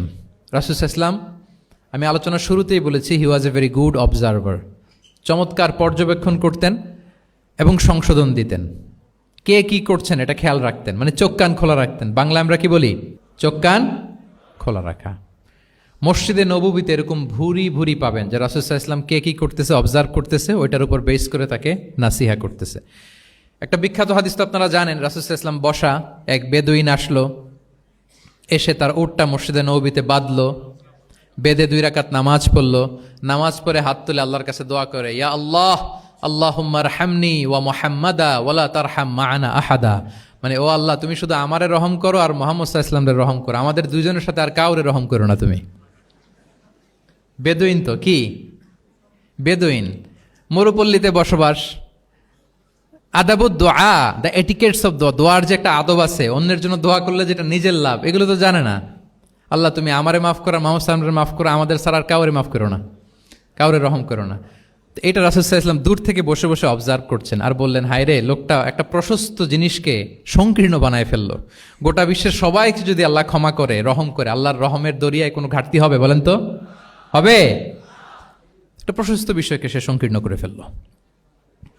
এরপর কতটা সে বেদুইন, কি প্রকৃতির ছিল দেখেন। দোয়া টোয়া শেষে মসজিদে নববীর মাঝখানে বসে পেশাব করা আরম্ভ করছে। বিখ্যাত হাদিস জানেন, সবাই মারতে গেল, রাসূল ইসলাম থামালেন, বললেন পানি ঢেলে দাও, আর তাকে ডেকে বললেন, দেখো তুমি যে এখানে এই কাজটা করলা, প্রস্রাব করলা, এটা আমাদের এই মদিনার কমিউনিটির এবাদতগাহ। এখানে এই কমিউনিটির লোকেরা নামাজ পড়ে, আল্লাহর জিকির করে, আল্লাহর কিতাব তেলাওয়াত করে, এটা কি ঠিক হলো তোমার? সে তো লজ্জায় অনুতপ্ত হয়ে কাচুমাচু। তাহলে এই যে অবজারভেশন করতেন এবং কারেকশন করতেন। আবার একদিন মসজিদে নববীতে বসা এক সাহাবী এসে নামাজ পড়লেন। নামাজ রাসূল ইসলাম দূর থেকে দেখতেছেন লোকটা কি করে। নামাজ পড়লো 2 রাকাত, পরে এসে নবীকে সালাম দিল। রাসূল ইসলাম সালামের উত্তর দিয়ে বললেন, ইরজি' ফাসাল্লি ফাইন্নাকা লাম তুসাল্লি, যাও আবার পড়ো, কারণ তুমি নামাজ পড়ো নাই, মানে নামাজটা ঠিক মতো হয় নাই। ইউ ডিডন্ট অফার ইউর সালাহ in a correct way, proper manner. ওই সাহাবী যে আবার 2 রাকাত পরে আসলেন, রাসূল ইসলাম একই কথা বললেন, ইরজি' সল্লি ফাইন্নাকা লাম তুসাল্লি, হয়নি নামাজ, আবার পড়ো। আবার পরে আসলেন, আবারও একই কথা। এখন 3 বার পড়ার পরও যখন হয় না, বেচারা ভাবলেন আবার যে বললে তো একই হবে, আমি তো এটাই জানি। তিনি বললেন, মা উহসিনু গায়রাহ, ইয়া রাসূল এর চেয়ে ভালো আমি আর পারি না, ফাআল্লিমনি ইয়া রাসূলুল্লাহ, হে নবী আমাকে একটু শিখিয়ে দেন কিভাবে পড়বো। রাসূল সাল্লাল্লাহু আলাইহি ওয়াসাল্লাম বললেন, যখন নামাজে দাঁড়াবে, আল্লাহু আকবার বলে দাঁড়াবে, এরপর কোরআন থেকে যা সহজ লাগে পড়বে, তাড়াহুড়ো করবে না। কি করবে না? সবাই বলেন, কি করবে না? নামাজে কোনো তাড়াহুড়ো নাই, নো রাশিং ইন সালাহ, নো হ্যাস্টিনেস ইন সালাহ। নামাজে আমরা খুব তাড়াহুড়ো করি, এটা নামাজের যে প্রাণ, সালাতের প্রাণকে, রূহকে নষ্ট করে দেয়। যখন রুকুতে যাবে স্ট্রেইট ফরওয়ার্ড রুকু করবে, হাত্তা তাতমা ইন্না রাকিআন। রাসূল সাল্লাল্লাহু আলাইহি ওয়াসাল্লামের রুকুর পিঠটা ছিল একেবারে স্ট্রেইট, এই টেবিলটা যেরকম স্ট্রেইট এরকম স্ট্রেইট। লাউ সাব্বা আলাইহিল মা লাস্তাকার, পানি ভর্তি একটা বোতল যদি রাসূল সাল্লাল্লাহু আলাইহি ওয়াসাল্লামের রুকু দেয়া পিঠের উপর রাখতো, পানিটাও পড়তো না, বোতলটাও পড়তো না, স্ট্রেইট। এরকম উদাহরণ দিয়ে সাহাবারা বলতেন যে এত স্ট্রেইট রুকুর পিঠ যে পানি ভর্তি গ্লাস রাখলে পানিটাও কাঁপবে না, বোতলটাও পড়বে না। রাসূল সাল্লাল্লাহু আলাইহি ওয়াসাল্লাম বলতেন সবচেয়ে বড় চোর যারা নামাজে চুরি করে। সাহাবারা বললেন এটা আবার কিভাবে? তিনি বললেন লা ইউতিম্মু রুকুআহু ওয়া সুজুদাহ, তারা নামাজের চোর যারা রুকু সেজদা ঠিক মতো করে না। তো বললেন যে রুকু থেকে আবার স্ট্রেট হয়ে দাঁড়াবে, যখন সিজদায় যাবে ইতমিনানের সাথে, উইথ রিল্যাক্সেশন। নামাজের মধ্যে কি থাকবে? রিল্যাক্সেশন থাকবে। যখন বললেন যে এই এক রাকাত যেমনি তোমাকে শিখালাম, সব নামাজ তুমি এইভাবে পড়বা, উইথ রিল্যাক্সেশন, নো রাশিং, তখন সাহাবী শিখে গেলেন। তাহলে এই যে অবজারভেশন অ্যান্ড কারেকশন, দেখতেন হোয়াটস গোয়িং অন অ্যারাউন্ড, কি হচ্ছে, ভুল হলেই শুধরে দিতেন। হজের দিন উনি ওটের সামনে বসা, পেছনে ফদল ইবনে আব্বাস রাদিয়াল্লাহু তাআলা আনহু, আব্দুল্লাহ ইবনে আব্বাসের ভাই, রাসূল সাল্লাল্লাহু আলাইহি ওয়াসাল্লামের কাজিন, রাসূল সাল্লাল্লাহু আলাইহি ওয়াসাল্লামের কি কাজিন। তো রাসূল সাল্লাল্লাহু আলাইহি ওয়াসাল্লাম বিভিন্ন মাসআলার উত্তর দিচ্ছেন। কি করতেছেন? মাসআলার উত্তর দিচ্ছেন। রাসূল সাল্লাল্লাহু আলাইহি ওয়াসাল্লাম হজ করেছিলেন কয়টা বলেন তো দেখি, কে জানে? হ্যাঁ, মাত্র একটা করছে। ঠিকঠাক আছে তো উত্তর? সবাই বলেন কয়টা হজ করেছিলেন? হ্যাঁ, আসলে রাসূল সাল্লাল্লাহু আলাইহি ওয়াসাল্লাম কেবলমাত্র জীবনে কয়টা হজ করেছেন? একটা হজ করেছেন, 4টা উমরা করেছেন। আচ্ছা, এবার যেহেতু একটা হজ করেছেন, মানুষের অনেক ভুল হয়ে যাওয়া তো খুব স্বাভাবিক, কি বলেন? স্বাভাবিক না? স্বাভাবিক। ফলে 10 জিল হজ, যেটা ভেরি হ্যাকটিক ডে, একদিনে অনেক কাজ করতে হয়, 5টা কাজ। জামরায় স্টোনিং করতে হয়, পাথর মারো, স্লটার করো, প্রাণী জবাই করো, মাথার চুল ফেলে দাও, আবার চলে যায় মক্কায়, ফরজ তাওয়াফ করো, সাই করো, ফিরে আসো। এই যে 5টার সিকোয়েন্স অনেকে রাখতে পারে না, ভুল করে ফেলে। এখন 1400 বছর পরে, মুআল্লিমরা এত তালিমের পরেও আমরা ভুল করে ফেলি। তাহলে ওই সময় কি হয়েছিল বলেন? এটা ছিল প্রথম হজ। তো রাসূল সাল্লাল্লাহু আলাইহি ওয়াসাল্লাম জানেন আজকে তো অনেক ভুল করবে, তিনি আকাবা, মিনার পাশে আকাবার এখানে হেল্পলাইন সার্ভিস চালু করছেন, মানে নিজে দাঁড়ায় আছেন, দেখি কার কি ভুল হয়, জিজ্ঞেস করলে মাসালা বলে দেব। সুবহানাল্লাহ। তো এসে একজন বলে যে ইয়া রাসূলুল্লাহ, আমি তো ওই আগে কুরবানি পরে চুল কাটা, আমি আগে চুল কেটে ফেলছি। রাসূল সাল্লাল্লাহু আলাইহি ওয়াসাল্লাম বলে ইফআল ওয়ালা হারাজ, ওকে কোনো সমস্যা নেই, যাও। আরেকজন এসে বলে আমি তো আগে এটা করছি। ওই দিন যাই নবীকে জিজ্ঞেস করা হয়েছে, নবী সাল্লাল্লাহু আলাইহি ওয়াসাল্লাম ফ্লেক্সিবিলিটি দিয়ে দিয়েছেন, বলে করো, অসুবিধা নাই। তো ওই যে দাঁড়িয়ে তিনি মাসালা বলতেছেন, পেছনে ছিল ফদল ইবনে আব্বাস, ছোট ছোট সাহাবী, তরুণ। তো খাসাআম গোত্রের এক নারী আসছিল একটা মাসালা জিজ্ঞেস করতে, and she was a very beautiful lady, বেশ সুন্দরী ছিল। তো এসে রাসূল সাল্লাল্লাহু আলাইহি ওয়াসাল্লামকে যখন প্রশ্ন করতেছে, ফদল ইবনে আব্বাস ওই নারীর দিকে তাকায় আছে, এবং ওই নারীও ফদল ইবনে আব্বাসের দিকে তাকায় আছে। রাসূল সাল্লাল্লাহু আলাইহি ওয়াসাল্লাম উত্তরও দিচ্ছেন, আবার খেয়াল করতেছেন যে চোখাচোখি হয়ে যাচ্ছে। যখনই তিনি অবজার্ভ করলেন যে ফদল ইজ ক্রসিং দ্য লিমিট, একবার চোখ পড়তে পারে, তারপর তো নামিয়ে ফেলতে হবে, সে যখন তাকিয়ে আছে, নারীও তাকিয়ে আছে, তখন রাসূল সাল্লাল্লাহু আলাইহি ওয়াসাল্লাম কি করলেন? ওয়াজআলান নবী সাল্লাল্লাহু আলাইহি ওয়াসাল্লাম ইয়াসরিফু ওয়াজহাল ফদলি ইলা শিক্কিল আখার, সাথে সাথে ফদলকে বললেন, ফদল ওইদিকে না, এইদিকে তাকাও। এটা সরাসরি হাদিসের অনুবাদ করে শোনাচ্ছি, আমার পক্ষ থেকে না, আমি বুখারীর হাদিস। ফাজআলা ইয়াসরিফু ওয়াজহাল ফদলি, ফদল ইবনে আব্বাসের চেহারাটা রাসূল সাল্লাল্লাহু আলাইহি ওয়াসাল্লাম ঘুরিয়ে ফেললেন যে ফদল ওইদিকে তাকানো যাবে না, এদিকে তাকাও। ফদল রাদিয়াল্লাহু তাআলা আনহু নিজেকে সামলে নিলেন। এই যে this is the point, observation. এটা কি বলে? Observation and correction. রাসূল ইসলাম he was a very good observer, what's going on around, কি চলতেছে সব দিকে চোখ কান খোলা। বাংলায় কি বলে? বাংলায় বললে বুঝবেন ভালো, চোখ কান খোলা রাখতে হবে। তো রাসূল ইসলাম খেয়াল করলেন এবং ওনার চেহারা ঘুরিয়ে দিলেন। এভাবে তিনি কেউ ভুল করলে শুধরে দিতেন। এবং শুধরে দেওয়ার আরেকটা নিয়ম রাসূল ইসলাম, আল্লাহু আকবার, অনেক পয়েন্টস এখানে, যে কিভাবে তিনি অন্যের ভুল শুধরাতেন। কিভাবে ভুল শুধরাতেন? আমরা কিভাবে ভুল শুধরাই?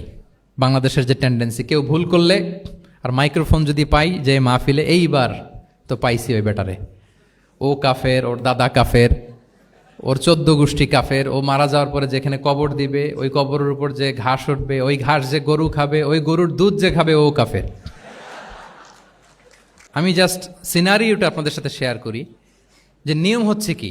লেটস সে আমার একজন কো স্পিকার কোনো কিছু একটা ভুল করে ফেলছে, তার জানা নাও থাকতে পারে, আবার আমারও একটা জিনিস জানা নাও থাকতে পারে। কেউ ভুল করলে শুধরানোর নিয়ম হচ্ছে সে যে ভুলটা করলো এটা যে ভুল এটা জানানো, যে অনেকে এরকম এরকম বলে, আসলে এটা ঠিক না, বরং ঠিক হচ্ছে এটা এবং এর পক্ষে দলিল হচ্ছে এটা, জাস্ট এটা বলে দেওয়া। এটা যদি বলে দেয় তাহলে কি হবে, যখন ওই যে ভুল করছে সে যখন শুনবে, তার নাম তো আর বলা হয় নাই, সে তো বুঝে যাবে এটা তো আমি ভুলটা করছি, ফলে আমি শুধরে গেলাম, ওই লোক শুধরে যাবে, আর বাকি যারা লিসেনার শ্রোতা তারা সবাই সতর্ক হয়ে যাবে। তাইলে যেটা উদ্দেশ্য ছিল কাউকে শুধরানো, ওটা হয়ে গেছে না? কারণ নাম নেওয়া প্রয়োজন হয়েছে? বলেন তো, রাসূল সাল্লাল্লাহু আলাইহি ওয়াসাল্লাম যখন কাউকে কারেক্ট করতেন তখন কখনো কারো নাম ধরে শুধরাতেন না, কারেক্ট করতেন না। আল্লাহু আকবার। নাম ধরে শুধরাতেন না, পাছে না সে লজ্জা পেয়ে যায়, পাছে না সে বিব্রত হয় মানুষের সামনে। সুবহানাল্লাহ। অন্যের রাইটস, অন্যের ব্যক্তিত্বের ব্যাপারে কতটা মর্যাদাশীল ছিলেন। কারণ কারো নাম ধরে তো আমার শুধরানোর দরকার নাই, এটা যে ভুল সোসাইটিকে এটা জানালেই হবে। তাহলে যে ভুল করছে সে শুধরে গেল, বাকিরা সতর্ক হয়ে গেল, ঠিক না? আচ্ছা, 3 সাহাবী মিলে একবার ভাবলো রাসূল সাল্লাল্লাহু আলাইহি ওয়াসাল্লাম বাড়িতে কি কি আমল করে, আমরা একটু আম্মাজানদের জিজ্ঞেস করি, তাহলে আমরাও আমাদের আমল একটু বাড়াবো। যে জিজ্ঞেস করলো যে আম্মাজানেরা একটু বলেন তো উনি বাসায় কি কি ইবাদত করে, কতটুকু কোরআন পড়ে, তাহাজ্জুদ কেমনে পড়ে। আম্মাজানরা বর্ণনা দিলেন। বর্ণনা শোনার পরে কান্নাহুম তাকাল্লুহা, ওনাদের কাছে একটু কম মনে হইলো, মানে অনেক এক্সপেকটেশন নিয়ে আসছিল। তারা ভাবছিল মানে রাতে ঘুমাই না, সারা রাত তাহাজ্জুদ আর কান্নাকাটি করে রাসূল সাল্লাল্লাহু আলাইহি ওয়াসাল্লাম কাটায় দেয়, তাদের এরকম একটা ধারণা ছিল। কিন্তু এসে শুনে যে না, আসার পরে নাকি ঘুমোতে যায়, অনেকক্ষণ ঘুমিয়ে সেই মাঝরাতে নাকি ওঠে। যা যা বর্ণনা শুনলো কান্নাহুম তাকাল্লুহা, এদের কাছে একটু কম মনে হলো। তো একজন বলতেছে আরে কম না, আইনা নাহনু মিন রাসূলিল্লাহ, কোথায় আল্লাহ রাসূল আর কোথায় আমরা। গফির লাহু মা তাকাদ্দামা মিন যামবিহি ওয়া মা তাআখার, ওনার তো আগের পরের সব গুনাহই মাফ, আদতে তো গুনাহই নাই, নবীরা তো মাসুম। তো ওনার সাথে কি আমাদের তুলনা, আমাদের এত কম করলে হবে না, তো কি করতে হবে? একজন বলে যে আজকে থেকে আমি আর ঘুমাবোই না সারা রাত তাহাজ্জুদ পড়বো। আচ্ছা, আরেকজন বলে আমি আর না খেয়ে মানে রোজা ছাড়া থাকবো না, আমি সওমে বিসাল করব, সারা বছর রোজা রাখবো, যা করে আল্লাহ, রোজা থামাবো না, আমি রেগুলার রোজা রেখেই যাব। আচ্ছা, আরেকজন বলে আমি আর আমার স্ত্রীদের কাছেই যাব না, আমি সন্ন্যাসী জীবন নিয়ে নিলাম, আমি সন্ন্যাসী থাকবো, স্ত্রীদের সাথে মেলামেশাতে এই আমি যাব না, আমি এটা থেকে বিরত থাকবো। এই কথা যখন রাসূল সাল্লাল্লাহু আলাইহি ওয়াসাল্লামের কানে গেল, রাসূল সাল্লাল্লাহু আলাইহি ওয়াসাল্লাম রেগে গেলেন। রেগে গিয়ে সাহাবীদেরকে জড়ো করলেন, জড়ো করে তিনি বলতে আরম্ভ করলেন আনতুমুল্লাযীনা কুলতুম কাযা ওয়া কাযা, আচ্ছা তোমাদের মধ্যে কে কে নাকি এরকম এরকম বলছে। সুবহানাল্লাহ। তিনি বলতে পারতেন এই আব্দুল্লাহ স্ট্যান্ড আপ, দাঁড়াও, আব্দুর রহিম দাঁড়াও, এই আব্দুল সাত্তার তুমি নাকি বলছো যে সারা রাত, এটা একটা কথা বললা তুমি নাকি বলছো যে সারা বছর রোজা, এটা তুমি কি কথা বলতো, ভুল কাজ করছো, এটাও জানো না তুমি নাকি বলছো স্ত্রীদের সাথে মিশবা না। এরকম যদি Abdullah, Abdur Rahman, just for example, এইভাবে দাঁড় করিয়ে যদি নাম ধরে ধরে বলতেন, ওনারা সাহাবীদের সামনে লজ্জিত হতেন না? না। আনতুমুল্লাযীনা কুলতুম কাযা ওয়া কাযা, এটাই রাসূল সাল্লাল্লাহু আলাইহি ওয়াসাল্লামের কাউকে কারেক্ট করার, তাসহিহ করার অভ্যেস ছিল। মা বালু আকওয়ামিন ইয়াকুলুনা কাযা ওয়া কাযা, মাঝে মাঝে বলতেন মা বালু আকওয়ামিন ইয়াফআলুনা কাযা ওয়া কাযা, তোমাদের মধ্যে কেউ নাকি এমনটা বলে, তোমাদের মধ্যে কেউ নাকি এমনটা করে। কই আমি তো রাতে ঘুমাই আবার সালাত পড়ি, কই আমি তো রোজা রাখি সোম বৃহস্পতি, বাকি দিনগুলোতে খাই, কই আমি তো আমার স্ত্রীদের সাথে মেলামেশা করি, এই সব কিছুকে ব্যালেন্স করেও তো আমার নবুয়তির তো আমার কোনো সমস্যা হয় নাই, আল্লাহ ভীরু হতে তো সমস্যা হয় নাই। ওয়াল্লাহি ইন্নী লা আখশাকুম লিল্লাহি ওয়া আতকাকুম লাহ, আল্লাহর শপথ আমি তোমাদের চাইতে আল্লাহকে বেশি ভয় করি, আমি তোমাদের চাইতে বেশি মুত্তাকি। তারপরেও এরকম ব্যালেন্সড লাইফ লিড করাতে আমার তো কোনো সমস্যা হয় নাই, তোমাদের কেন সমস্যা হলো, তোমরা এটা কোথায় পেলে? ফামান রাগিবা আন সুন্নতি ফালাইসা মিন্নি, জেনে রাখো আমি যে স্ট্যান্ডার্ড ঠিক করে দিয়েছি এটাই সর্বশ্রেষ্ঠ ইবাদত, এর বাইরে যে কেউ যদি কিছু করে আমার সুন্নতের বাইরে, সে আমার দলভুক্ত হতে পারবে। সুবহান। এরকম যখন ধমক দিয়ে শাসিয়ে দিলেন, যেই 3 জন সাহাবী এই কথা বলছিল ওনারা তো শুধরে গেলেন, ওনারা তো টের পাচ্ছেন যে এগুলো আমাদের কি বলতেছে, ওনারা টের পাচ্ছেন না, শুধরে গেলেন, আর বাকিরা সতর্ক হয়ে গেলেন। আল্লাহু আকবার। সো এটা হচ্ছে কারেক্ট করার নিয়ম। এখন আমরা কি করি, কেউ একটা ভুল করলে তখন তাকে ধরি, তার 14 পুরুষ নিয়ে কথা বলি, তার ব্যাপারে যদি আমার কোনো তিক্ত অভিজ্ঞতা থাকে, ঝাল মেটানোর একটা সুযোগ পেলাম, আমি ঝাল মেটাই, তাকে ছোট করি, হেয় করি, হেন কোনো কথা নাই যে আমি বলি না। একটাও কি রাসূল সাল্লাল্লাহু আলাইহি ওয়াসাল্লামের সুন্নাহর মধ্যে পড়ে? বলেন তো, না। তাহলে মন গড়া পদ্ধতিতে আমরা কাউকে সংশোধন করতে চাচ্ছি না। আর এইভাবে করলে সংশোধন হবেও না। সে মানবিক কারণেই তার ইগোইস্টিক প্রবলেম চলে আসবে যে সে আমাকে ছোট করলো, আমার নাম ধরে সে এত মানুষের সামনে অপমান করলো, সে হয়তো শুধরানোর যে রাস্তাটা ছিল ওইটাও বন্ধ হয়ে গেল। ঠিক কিনা বলেন? তাহলে রাসূল সাল্লাল্লাহু আলাইহি ওয়াসাল্লাম এভাবে শুধরাতেন। আর তামিম ফি তাসওয়িবিল আখতা, কারো ভুল শুধরাতে গেলে ইন জেনারেলি শুধরাতেন। যাদের শুধরানোর তারা শুধরে যেত, বাকিরা সতর্ক হয়ে যেত। আচ্ছা, আরেকটা পদ্ধতি ছিল ক্লিয়ার মিসকনসেপশন। কারো মিসকনসেপশন থাকলে রাসূল সাল্লাল্লাহু আলাইহি ওয়াসাল্লাম এটা ক্লিয়ার করে দিতেন। এক সাহাবী মনে করতেন ভালো জামা পরলে বুঝি অহংকার হয়।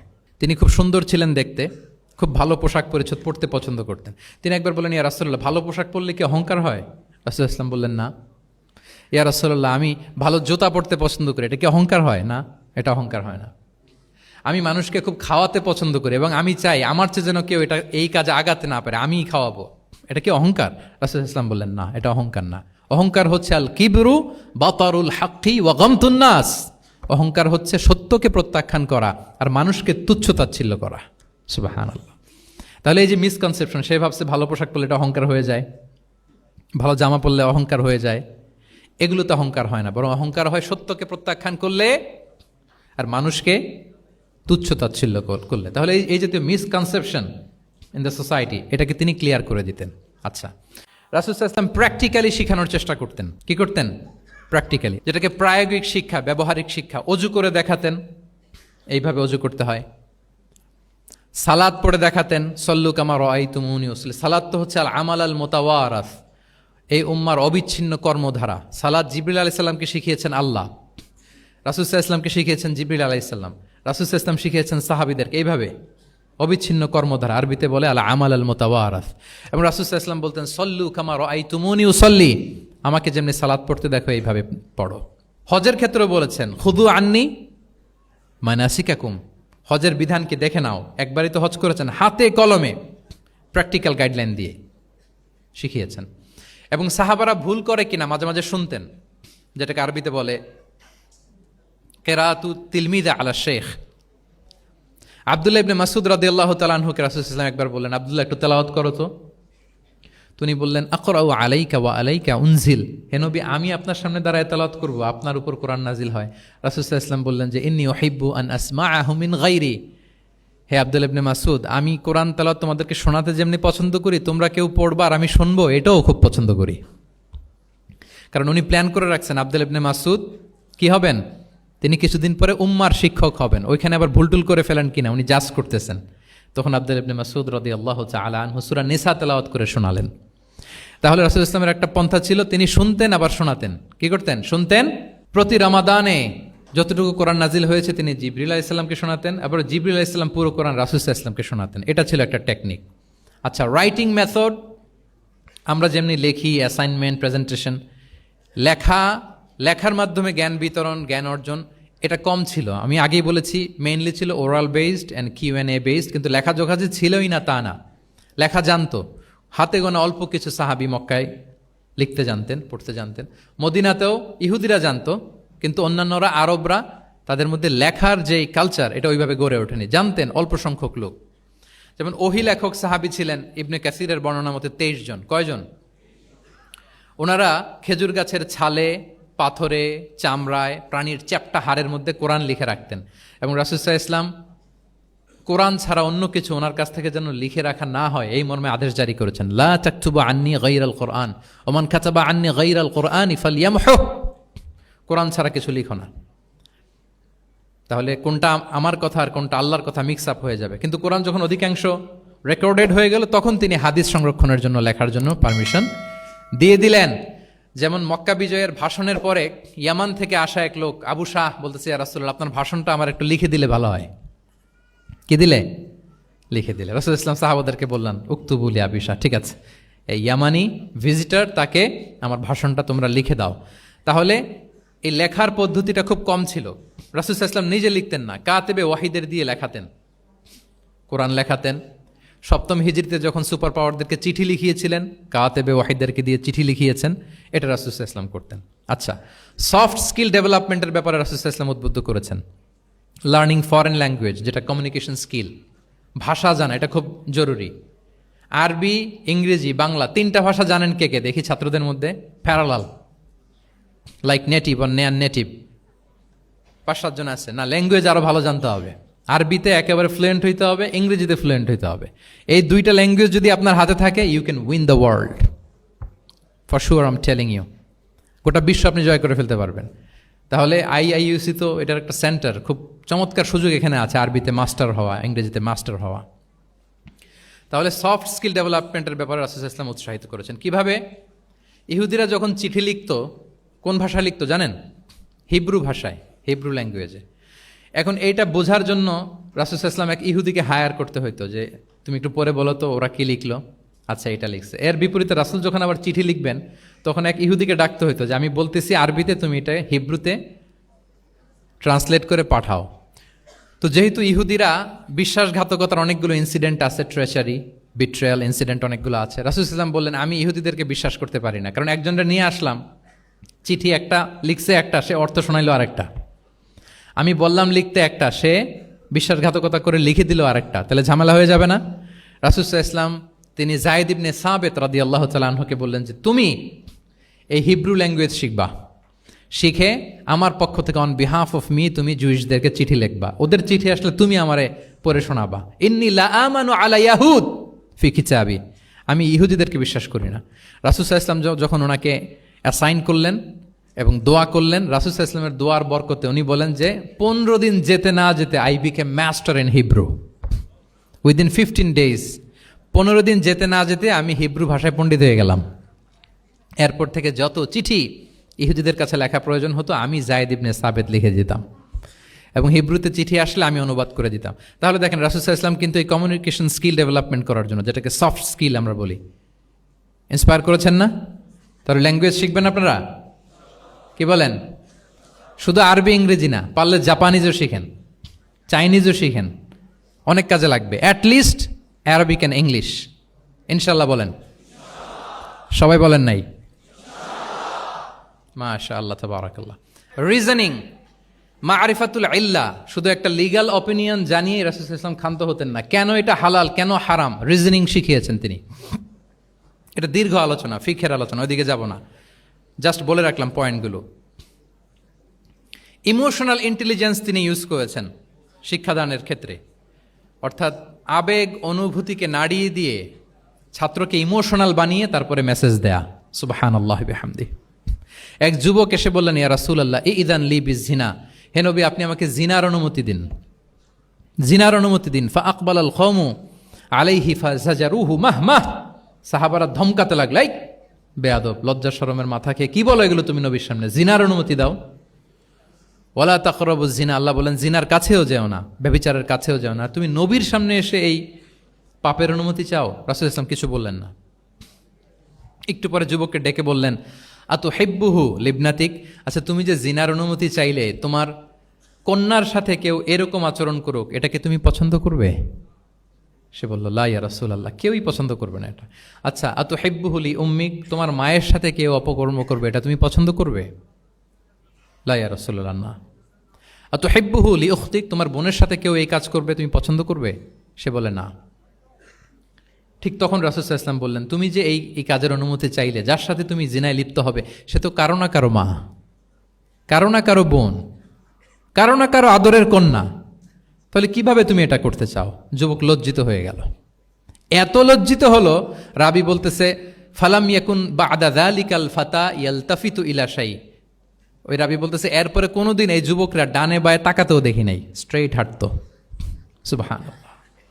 রাসূল ইসলাম দোয়া করেছিলেন তার জন্য, আল্লাহুম্মা গফির যামবাহ ওয়া তাহহির কলবাহ ওয়া হাসসিন ফারজাহ, আল্লাহ তুমি তার গুনাহ মোচন করো, পাপ মোচন করো, আল্লাহ তুমি তার অন্তরকে পরিশুদ্ধ করো, আল্লাহ তুমি তার চরিত্রকে নিষ্কলুষ করে দাও। নবীর দোয়ার বরকতে চিরজীবনের জন্য নিষ্কলুষ পবিত্র তিনি হয়ে গেছেন। তাহলে দেখেন, তাকে অন্যভাবে বুঝাইলে হয়তো কাজ হইতে না, যখন তার নিজের উপর দিয়ে বোঝানো হলো, তোমার বোনের সাথে যদি হয়, তোমার মেয়ের সাথে যদি কেউ এটা করে, তুমি মেনে নিতে পারবা? এটাকে বলে ইমোশনাল ইন্টেলিজেন্সকে কাজে লাগিয়ে মানুষের আবেগ অনুভূতিকে নাড়িয়ে দিয়ে, teaching by touching the heart, teaching by touching the emotions. ওরা ইবনে আবি সালামা তিনি বলেন, একবার রাসূল সাল্লাল্লাহু আলাইহি ওয়াসাল্লামের কোলে বসে, ছোটবেলায় কোলে বসার সৌভাগ্য আমার হয়েছিল, এবং আমাদেরকে খাবার দেয়া হলো, তো তিনি ছোট মানুষ, একবার এদিক থেকে খায় ওদিক থেকে খায়। রাসূল সাল্লাল্লাহু আলাইহি ওয়াসাল্লাম বললেন, ইয়া গোলাম, হে শিশু, সাম্মিল্লাহ, বিসমিল্লাহ বলো, ওকুল বি ইয়ামিনিক, বা হাতে না ডান হাতে খাও। দেখেন ছোটদেরকে কিভাবে শেখাতেন, তারবিয়া, চাইল্ড তারবিয়া। ওয়াকুল মিম্মা ইয়ালিক, তোমার সামনে যেটা আছে ওইটা খাও, এদিক থেকে ওদিক থেকে চারদিক থেকে নিও না। রাবি বলেন যে ফামা জালা তিলকা তু'মাতু বাদু, উনি বলতেছেন এরপর থেকে আজীবন আমার খাওয়ার স্টাইল এটাই হয়ে গেছে। নবীর ওই কথা আমার কানে ঘন্টার মতো বাজে, খাওয়া শুরু করলেই আগে আমি বিসমিল্লাহ বলি, ডান হাত দিয়ে নেই, আর আমার সামনে যেটা আছে ওইটা থেকে খাওয়া শুরু করি। দেখেন চাইল্ড তারিবিয়া কীভাবে করতেন। তাহলে এটিকেটস অফ হ্যাভিং ফুড কীভাবে খাবে রাসূল ইসলাম শিখালেন। আপনারা জানেন যে হাশিমি খানদান, মানে বনু হাশিমদের জন্য জাকাতের সম্পদ খাওয়া, রাসূল ইসলামের বংশের জন্য জাকাতের সম্পদ খাওয়া হারাম। তো একবার জাকাতের সাদাকার খেজুর ছিল স্তূপ করা, রাসূল ইসলামের নাতি হাসান রাদিয়াল্লাহু তাআলা আনহু, ছোট্ট মানুষ, এসেই ওই খেজুর নিয়ে খেতে আরম্ভ করল। দূর থেকে রাসূল ইসলাম দেখে বললেন, কেখ কেখ এরমি বিহা। কেখ কেখ মানে আমরা বাংলা যেটাকে ওয়াক্থু, ওয়াক্থু মানে থু মেরে ফেলে দাও। এটা বলে তিনি হাসান রাদিয়াল্লাহু তাআলা আনহুর মুখ থেকে খেজুরটা বের করলেন আর বললেন, আলা তা'লাম আন্না লা নাকুলু সাদাকা, মানে নানা ভাই, আদরের নানা ভাই, তুমি কি জানো না আমরা সাদাকার সম্পদ খেতে পারি না, তাড়াতাড়ি ফেলে দাও। মুখ থেকে টেনে যে খেজুরটা নিয়েছিলেন হাসান রাদিয়াল্লাহু তাআলা আনহু, সেটাকে রাসূল সাল্লাল্লাহু আলাইহি ওয়াসাল্লাম বের করে দিলেন। তাহলে এখানে কনসেপ্ট অফ হালাল এন্ড হারাম ছোটবেলা থেকেই নানা ভাইকে উনি ক্লিয়ার করে দিচ্ছেন। আব্দুল্লাহ ইবনে আব্বাস রাদিয়াল্লাহু তাআলা আনহু রাসূল সাল্লাল্লাহু আলাইহি ওয়াসাল্লামের কি ছিলেন সম্পর্কে বলেন, কি ছিল? সবাই বলেন আওয়াজ করে। কাজিন, চাচাতো ভাই। আরেকটা সম্পর্ক ছিল রাসূল সাল্লাল্লাহু আলাইহি ওয়াসাল্লাম ওনার আর কি হইতো? খালু মাইমুনা বিনতুল হারিস রাদিয়াল্লাহু তাআলা আনহা, তিনি ছিলেন আব্দুল্লাহ ইবনে আব্বাসের খালা। আর যেহেতু রাসূল ইসলাম বিয়ে করেছিলেন, ফলে রাসূল ইসলাম ওনার সম্পর্কের আরেক সম্পর্কে কি হয়? খালু। তো উনি খুব ছোট ছিলেন, এত ছোট যে রাসূল ইসলাম যখন ইন্তেকাল করেন তখন ওনার বয়স ছিল 13। আব্দুল্লাহ ইবনে আব্বাসের বয়স তখন কত? 13। তো ফলে ছোট মানুষ প্রায় খালার বাসায় রাতে থাকতো এবং রাসূল ইসলামের আশেপাশে ঘুমাতো। একবার রাসূল ইসলাম ওয়াশরুম করতে গেলেন দূরে, এবং রাসূল ইসলামের অভ্যেস ছিল ওয়াশরুম সেরে এসেই অজু করতেন।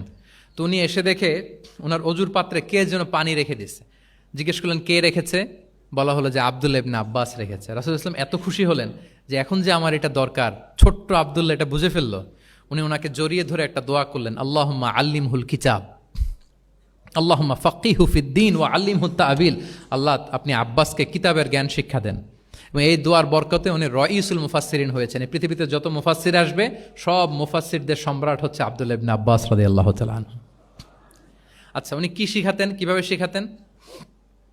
তাহাজ্জুদের সময় রাসূল ইসলাম নামাজে দাঁড়ালেন, আব্দুল্লাহ ইবনে আব্বাস এসে রাসূল ইসলামের বাম দিকে দাঁড়ালেন। ছোট মানুষ, ভাবছে আমিও যে নামাজ পড়ি। আচ্ছা বলেন তো, যদি দুইজন হয় নামাজে, একজন ইমাম আর একজন মুসল্লি, মুসল্লি ইমামের কোন দিকে দাঁড়াবে? কিন্তু আব্দুল্লাহ ইবনে আব্বাস দাঁড়াইছে কোন দিকে? বাম দিকে, কারণ উনি ব্যাপারটা জানেন না। তখন রাসূল ইসলাম কি করলেন? হাত দিয়ে টেনে পিছন দিয়ে এনে ডান দিকে নিয়ে আসলেন। তাহলে রুলিংস অফ সালাতের সুন্নাহ কি, কিভাবে দাঁড়াতে হবে, এটা তিনি শিখালেন ছোট্ট আব্বাসকে, আব্দুল্লাহ ইবনে আব্বাসকে। এরকম অসংখ্য হাদিস আপনি সিরাতের পরতে পরতে, হাদিসের পরতে পরতে পাবেন, যে বাচ্চাদেরকে, শুধু যে যুবকদেরকে, তরুণদেরকে রাসূল ইসলাম শিখিয়েছেন এমনটা না, বরং শিশুদেরকেও শিখিয়েছেন। এইভাবে রাসূল ইসলাম এমন এক শিক্ষা পদ্ধতি আমাদের জন্য উপহার দিয়েছেন, যেটার মধ্য দিয়ে তিনি শ্রেষ্ঠতম প্রজন্ম, the best generation ever on আর্থ, যেটা আমি শুরুতে বলেছি, এবং তার ধারাবাহিকতা এর পরের প্রজন্মকেও শ্রেষ্ঠ প্রজন্ম বলা হয়েছে। এর পরের প্রজন্ম, তিনটা জেনারেশন এই শিক্ষার, এই ওহির জ্ঞানের শিক্ষার ছোঁয়ায় তারা শ্রেষ্ঠ প্রজন্ম হয়েছে রাসূল ইসলামের এই শিক্ষা পদ্ধতির মধ্য দিয়ে। আমরা যদি সামারি করি যে রাসূল ইসলামের শিক্ষা পদ্ধতিটা কেমন ছিল, তাহলে বলতে হবে যে এটা উৎসাহমূলক ছিল, আশাব্যঞ্জক, কনফিডেন্ট বাড়া, ইন্সপায়ারিং ছিল। এটা কল্যাণকামিতায় ভরপুর ছিল, ওয়েল উইশিং ছিল। আমরা যেমনি কারো কথা শুনেই তার উত্তর দেই বা মাসালা বলে দেই, এরকম না। ইংরেজিতে এটাকে বলে এমপ্যাথেটিক। এমপ্যাথেটিক মানে খুব বেশি সুবিবেচক। He not only listen to the suffering of others, he use to feel it. তিনি ফিল করতেন। একজন এসে বলতেছে যে আমার এই সমস্যা, এটার এখন আমি কি করব? আমি জাস্ট বললাম এটার ইসলামী সমাধান এইটা, এটা হচ্ছে একটা। রাসূল ইসলাম এরকম না, যে বলতেছে তার কষ্টটা তিনি ফিল করার চেষ্টা করতেন, ফিল করে তখন তাকে গাইডলাইন দিতেন। এটাকে বলে এমপ্যাথেটিক, ওয়েল উইশিং ম্যানারের, কল্যাণকামিতায় ভরপুর ছিল তার শিক্ষাদান পদ্ধতি, পরামর্শমূলক ছিল, যেখানে ম্যান্টরিং ছিল, কাউন্সিলিং ছিল। মানে শুধু টিচার হলে এটার আউটপুট একটা, কিন্তু if you work like a mentor, আপনি আপনার শিক্ষার্থীদেরকে মেন্টরিং করতেছেন, তাদেরকে কাউন্সিলিং করতেছেন, এটার আউটপুট হবে অন্যরকম। রাসূল সাল্লাল্লাহু আলাইহি ওয়াসাল্লাম হি worked as a mentor and councillor for the সাহাবা। সুবহানাল্লাহ। রাসূল সাল্লাল্লাহু আলাইহি ওয়াসাল্লামের দেওয়ার শিক্ষাটা ছিল বেসিক্যালি অ্যাডভাইজারি।